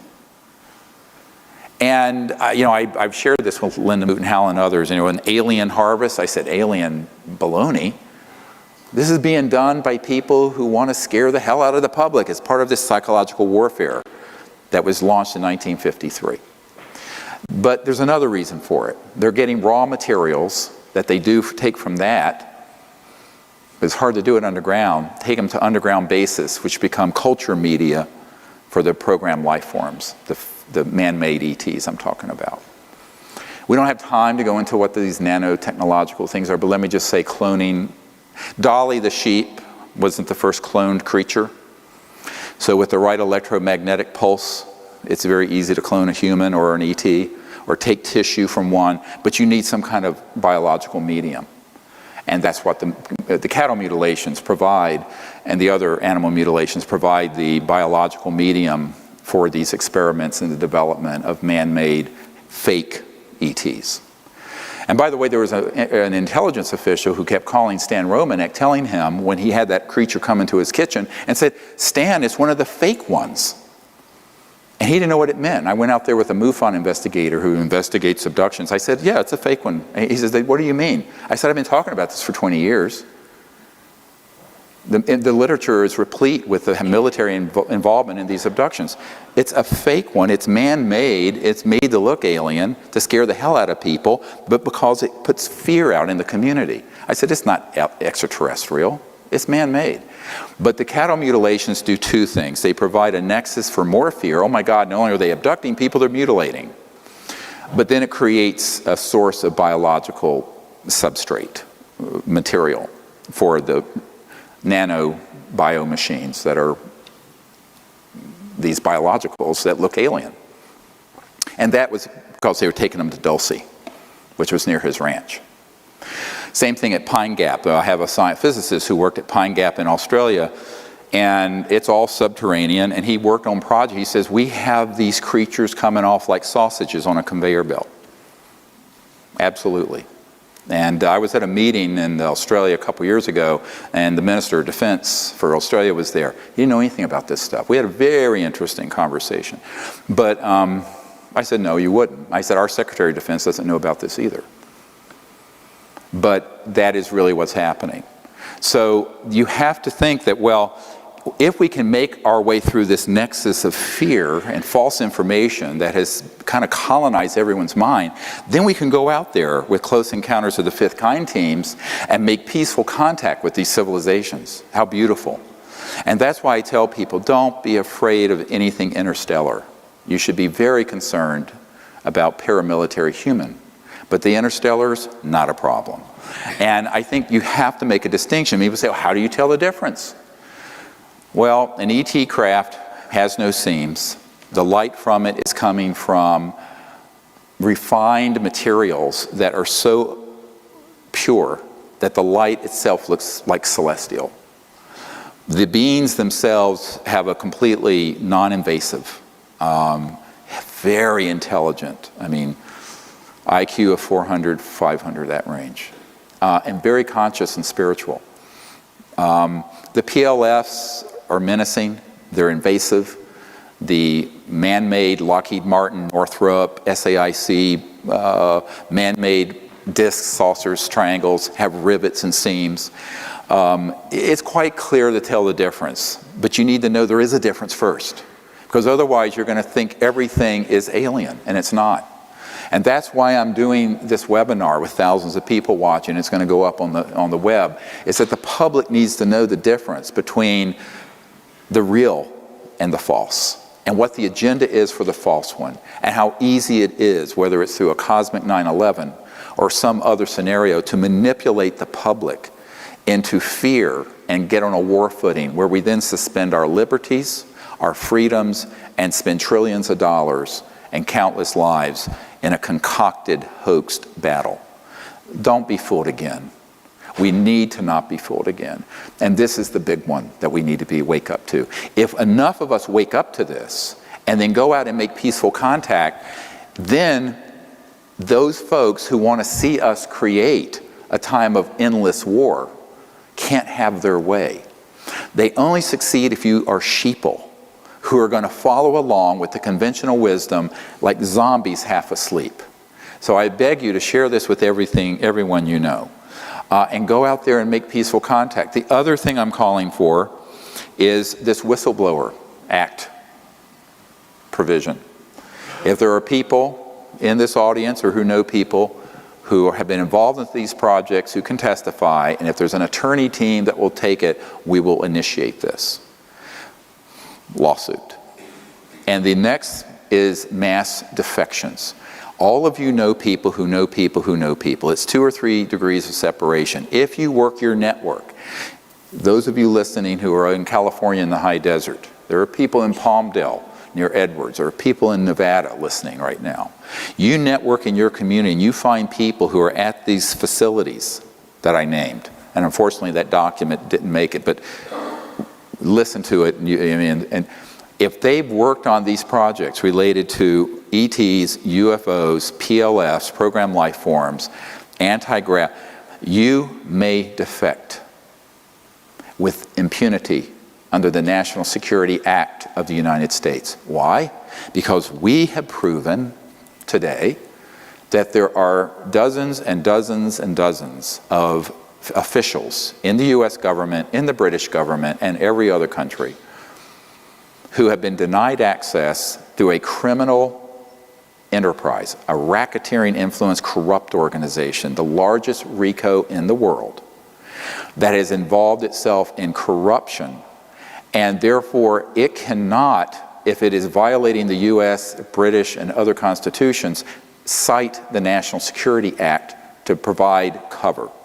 That is why on 2001, on May 9th, when we did the Disclosure Project, and I had 20-some people at the National Press Club over here, and then subsequently more than 100 that came forward in the book and videos for disclosure, none of them, even though they had top secret clearances on this issue, none of them ever got a phone call or a letter saying, be quiet.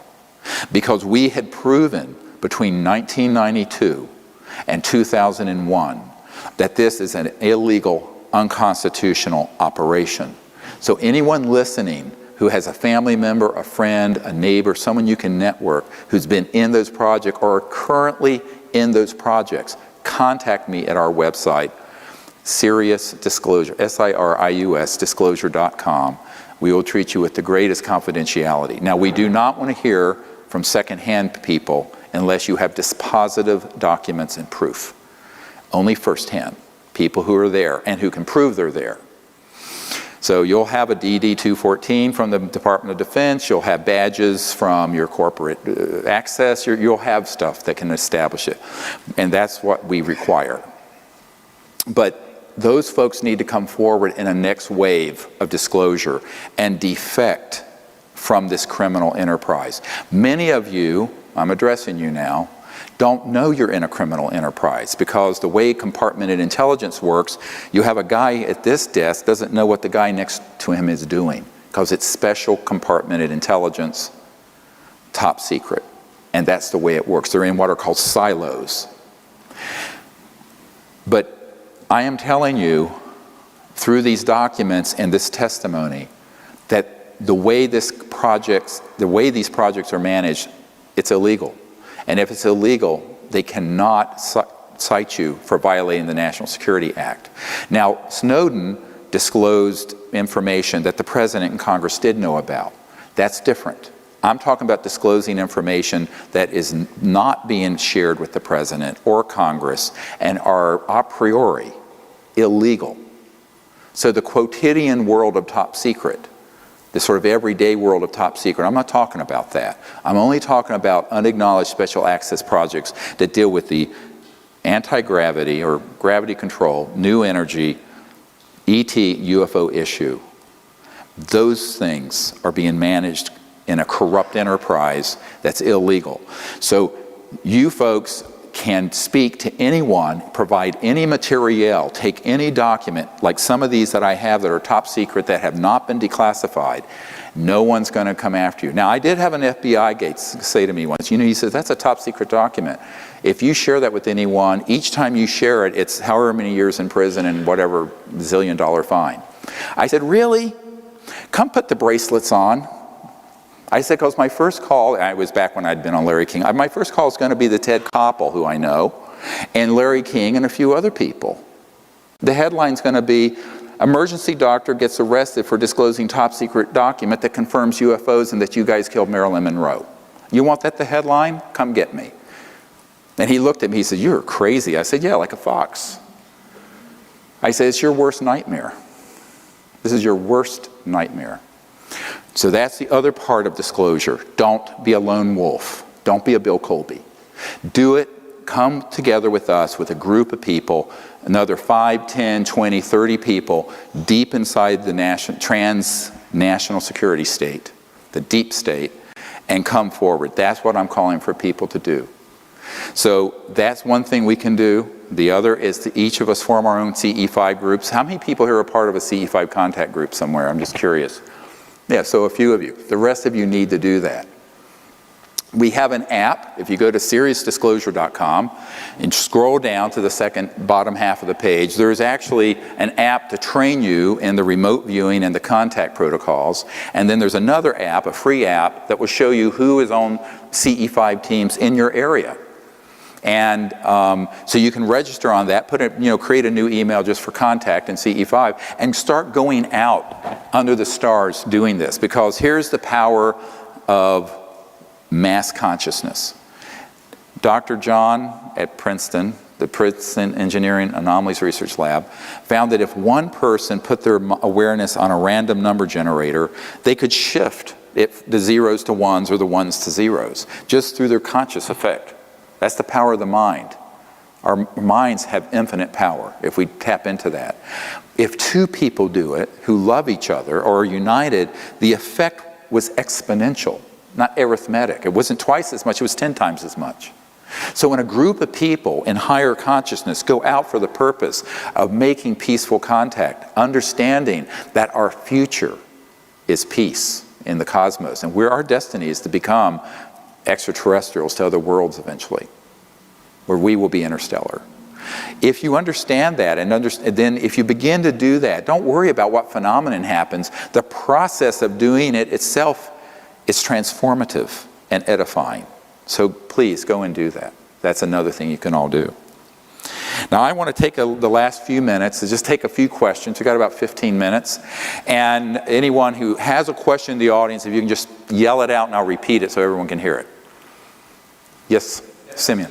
You were one of the witnesses at the Citizen Hearing for Disclosure at the Press Club in 2013, just a few months ago. Do you think such an organization like that or those types of events can help move the whole issue forward? Hearings in front of either members of Congress or the type? Yeah, he's asking about the hearings in front of Congress and this sort of thing. Here's the problem with that. In reality, we've already done that. We've already given the full dossier to every member of Congress. I am not sanguine that any member of Congress is going to hold a hearing on this. Even Kucinich, who ran for president in 2008, who had a sighting and a close encounter, he was outed by Shirley MacLaine, unfortunately. And I've known him for years. He became chairman of one of the subcommittees on government oversight, domestic. He wouldn't do it. Because the social opprobrium, condemnation, critical, ridicule, is so great on this subject. It's more likely that more and more people defecting and doing it through the new media and the internet would create a tidal. Now, at some point, either a contact event will happen that cannot be suppressed, or enough critical mass of people, a new wave of people defect where it just reaches critical mass. But for the president and the Congress to do it, they will only step in after we've done the very big heavy lift. So I think disclosure is in our hands, and in my opinion, in a sense, we've already done it. The majority of Americans believe we're not alone. 43% of Americans believe we're currently being visited by ETs. 2/3 of the public believes there's intelligent life out there, and we've been historically visited.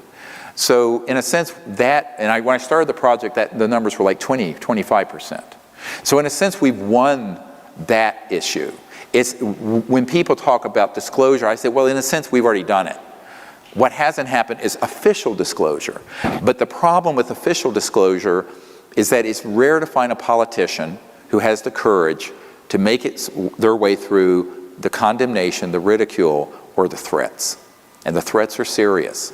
And that's why we had such great hope that Clinton, and by the way, when Lawrence was hosting, when we were doing this briefing for President Clinton and Hillary at the Rockefeller Ranch, you know who stood up and stopped it? Hillary. She said, it's too dangerous. We don't want to hear anything more about it, and we're not going to pursue it. So President Clinton took the briefing, this huge thing I put together, and kept it in the private quarters of the White House, in his bathroom, actually, to read. And he would occasionally bring it out. There was a person who used to live at the White House who's a friend of mine. And he says, yeah, he'd bring it out into the living room, and he went through and he'd go, I know all this is true, but they won't tell me a thing, not a goddamn thing. That's what he said. So, I just think that, for the chief executive or the Congress to do it, we're going to have to create contact events.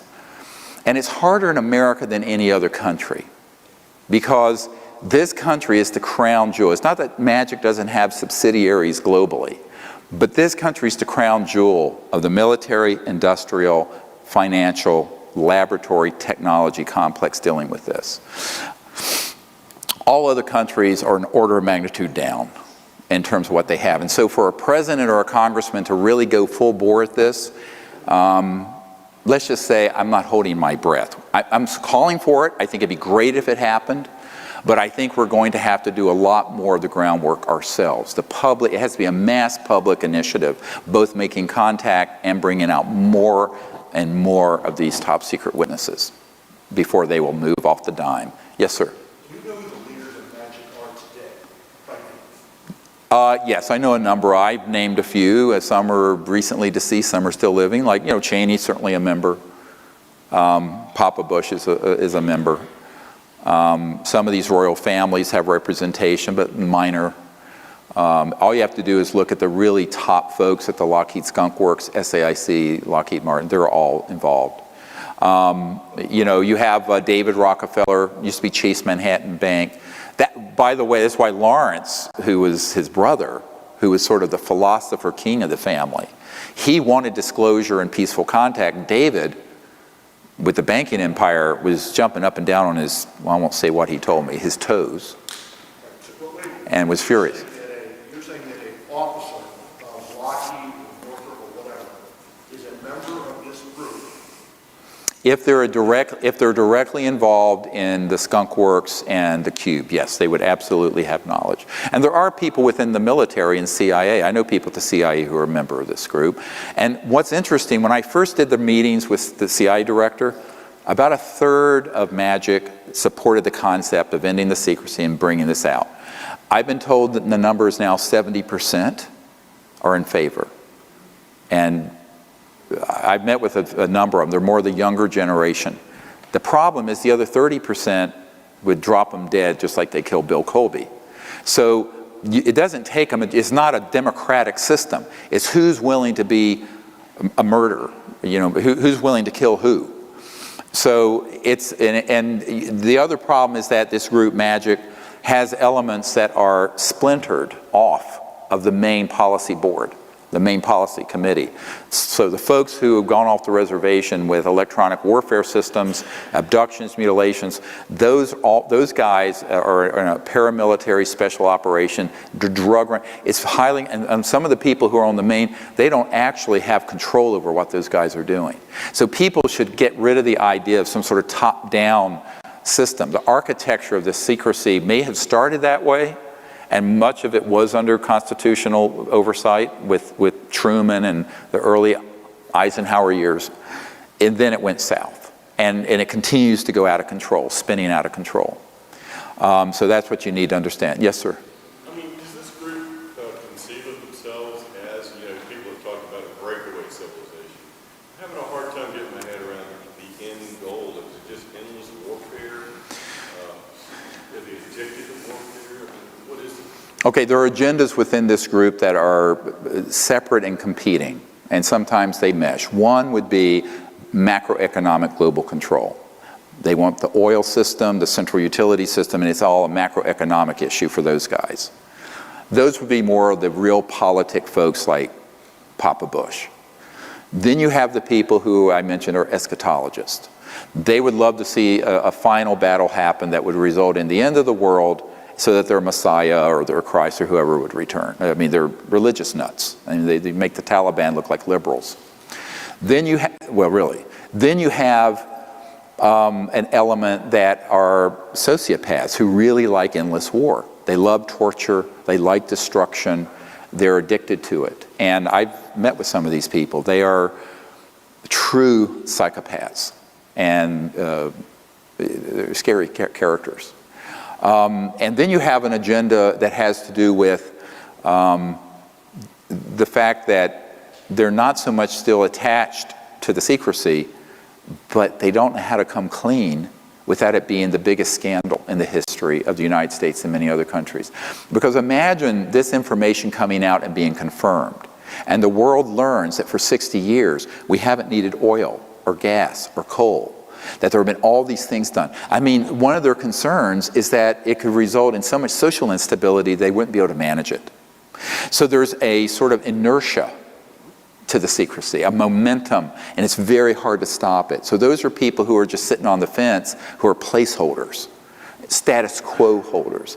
And a man that was good friends with W, I met with him at the University Club over here, and he was sort of his advisor on nuclear power and stuff like this. And he said, you know, he says, I don't care if you're left, right, liberal, conservative, Democrat, Republican, when you get into that building, and we just down the road, he was pointing at the White House, you govern as a conservative. I said, what do you mean? He said, you do not want to be in charge when something this big happens and manage that change. I said, oh, I understand what you're talking about. I had an admiral who was in charge of CONUS, who was part of, and another guy named Admiral Harry Train, who became a member of Magic. You want names? I mean, I have a lot of names. And this guy said, well, CONUS is Continental United States Security. And he says, my job is to maintain the homeostasis of the world energy supply, just to have nothing disrupted. That's why we're in the Middle East so heavily. He says, and what you're saying is true, this should never have been kept secret, it should come out, but I just want to retire from this command and go fishing at my ranch out in, I think it was Montana or Wyoming. He says, I just want to get out of this position. So, you have to, live in their shoes for a minute. And I have a lot of compassion for that. A lot of these people have inherited this mess that got started. And this is why Senator Goldwater said to me, he said, it was a goddamn mistake then, and it's a goddamn mistake now that this was ever kept secret. I'm quoting directly. I'm sitting in his living room. And, so there are a lot of people who find themselves as placeholders, and they just don't want to disrupt the status quo. So there are different agendas for the secrecy. Some is global domination macroeconomically. Some have this quasi-religious sort of end times, final battle in space nonsense. It's almost like you get into the wackiness of science fiction, but it's real, this Dr. Strangelovian view. Some, it's all just about maintaining the status quo of how the world operates. Because imagine if every village in Africa and every place in India had a free energy device, they had electrification, refrigeration, crops could be grown under controlled environments with zero energy cost. You would have the 2.5 billion people in China and India, their economic output would be parity with the United States. We only have 300 million. So the US and Europe only has 700 million, the rest of the world is 7 billion. Money flows to where economic prowess and power is, right? That's why America is the biggest economy. China's about to get there, but bestrides the globe. But this would change the macroeconomic thing overnight, almost overnight, certainly within a generation, 15 or 20 years. So those are folks who are looking at the reality of that kind of change and go, no, it's too big of a change. Now, that has been going on for 60 years or more. I mean, the secrecy on the energy stuff has been going on for 100. And that's what has led us to the precipice of an environmental meltdown and global injustice. And as more and more people are impoverished and more and more elite parasitic kleptocracy has the money, this is a prescription for global revolution and upheaval and terrorism. So the more we stay on this path, the harder it's going to be. So even though the change is daunting to take on, it's still the right thing to do. And the longer we put it off, the harder it's going to be. So my advice has been, for 20 years, meeting with people in high places, do it. But it's easier said than done. Another question. Yes, ma'am. How can we help our children and the future scientists of the world, the future Teslas who are growing up in this educational paradigm? We want to push and learn, and maybe they're being suppressed. What's the future of this education? It's a great question. Yeah. How do we help our children and our educational system and get them into this new paradigm? You have to do it yourself. The system will take too long to catch up. It'll eventually get there. So when you start talking about the whole area of consciousness studies, high-tech sciences, you're not going to be able to get that at MIT or in your public schools. But we as parents can provide that information to our children. The other thing is to encourage them to take risks. I mean, now we have bubble kids. Everyone's a bubble kid. I mean, I ran all over the city wild. Now, my parents would have been in prison. We don't let children take any risks. But you know what? We become so cowardly and timid that if my parents' generation were like that, we'd all be goose-stepping to Adolf Hitler. So now there's an Adolf Hitler that's this sub rosa, Fourth Reich. And we have to have the courage to stand up to it. Now, there are costs to that. I've paid a very steep price. But I think ultimately, you have to begin to embrace a bigger vision. So I'd say the first thing with our children is that it has to be a vision of being interested in something greater than themselves, or their own aggrandizement, or the next selfie. So it is a spiritual value, where the concern is for the future of our planet, the helping of others, and doing things, even at great risk to yourself, or ridicule and estrangement from your peers, that you're going to do it because it's the right thing to do. Now that's a fundamental spiritual foundation, and based on that then you can take on the new energy issue or the contact or whatever it is. But so long as you're looking around and concerned what other people are thinking about you, which is how most people are. I'm sort of an outlier that way. I really don't care. From 4th grade I decided I don't care what anyone thinks of me. But I'm sort of an outlier that way. But I think that's really important, this sort of independent sense of investigating truth and willing to speak the truth and stay on your path, even if there's social condemnation, ridicule, whatever it is. And that's moral character. To me, that's moral character. And that's one of the things that needs to be taught, because just having the information about the technologies or contact isn't enough. There's this deeper moral character that we need to inculcate in our children and in our culture. And I remember being chewed out by one of my ER doctor colleagues because I was late getting in one because a truck flipped over on the mountain. And I stopped because I'm an emergency doctor, and the thing was about to burst into flames, a tanker truck, diesel fuel everywhere. And this guy was in there, and he had a C4-5 fracture. He was numb from the nipples down. And I pulled over and went in there and got him out carefully so there wouldn't be any more damage. Could have killed him. And before the thing blew up. And the guy chewed me out because I was 30 minutes late. I had the highway patrol call. And I said, well, what am I supposed to do? Just drive by and let this man die? He says, yes, because you're late. And this was a fundamentalist Christian. I said, well, you ever heard of the Good Samaritan? It was astonishing to me, this sort of self-absorbed, narcissistic.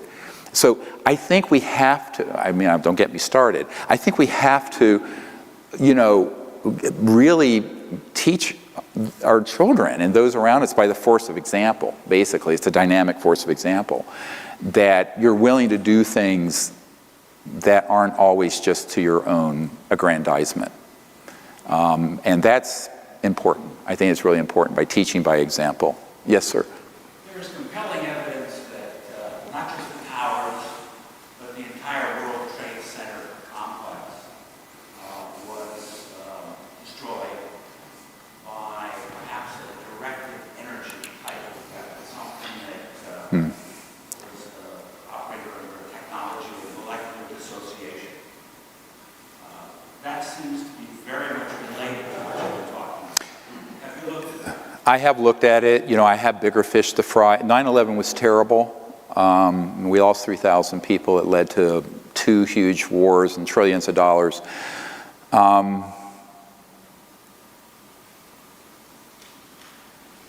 I will tell you this. I'm not going to get into specifics. I mentioned a gentleman named Richard Foch, the 3rd highest guy, Richard Foch, at the Naval Research Labs. He was in meetings with the then Vice President of the United States, Cheney. And he said, absolutely, it was known about in advance, and there was involvement at that level. And he told me, and I have witnesses, multiple witnesses to this, that if he were to speak of this, now he's passed away, that he, his wife, his children, and his grandchildren would all be killed. That's all I'm going to say on the 9/11 issue. But there is a lot to that story. I've never shared publicly what I just said, but the man has passed away. So it's not hard to, and I think most people get into these grand conspiracy theories. Basically, all you have to do is stand down. There's constant threat. There is terrorism out there. And you don't even have to hoax an event in that case. You just have to stand down the systems that would have intercepted it. You understand what I'm saying? So it's like when you're doing a code blue, boom, clear. You say clear before you do the electric shock. So you just clear the system, let it come in and hit. Now, what I think happened on 9/11 is more like what I just described. And I have very good reason to believe that, because someone of that integrity and rank had a front row seat and knew about it. And I've never spoken of this before right now, but I think that it's disturbing. It's enraging, but it's a minor rounding error compared to what's coming if we don't end this cartel's hegemony on the secrecy related to UFOs, ETs, what have you. 9/11 is going to be a very minor blip on the screen. So that's my warning to people. You can take it or not. But I've known what you just asked about since it happened. My whole security team lit up like you wouldn't believe when that happened. Yes, yes, ma'am. I myself have had, I guess, contact with benevolent ETs that They're all benevolent, by the way. like, I would call them angelic if I was to describe it, like not physical, like they are. Do you feel like there could be some kind of divine intervention? But people wouldn't be afraid because literally, like, if they're anywhere near one of these beings, the love that you feel for You're them right. is like Yeah. indescribable.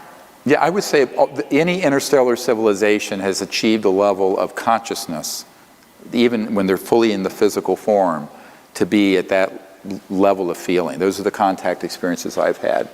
But I think that one thing that doesn't work is like when we go to Afghanistan and try to start Jeffersonian democracy amongst warlords that are living in the medieval time.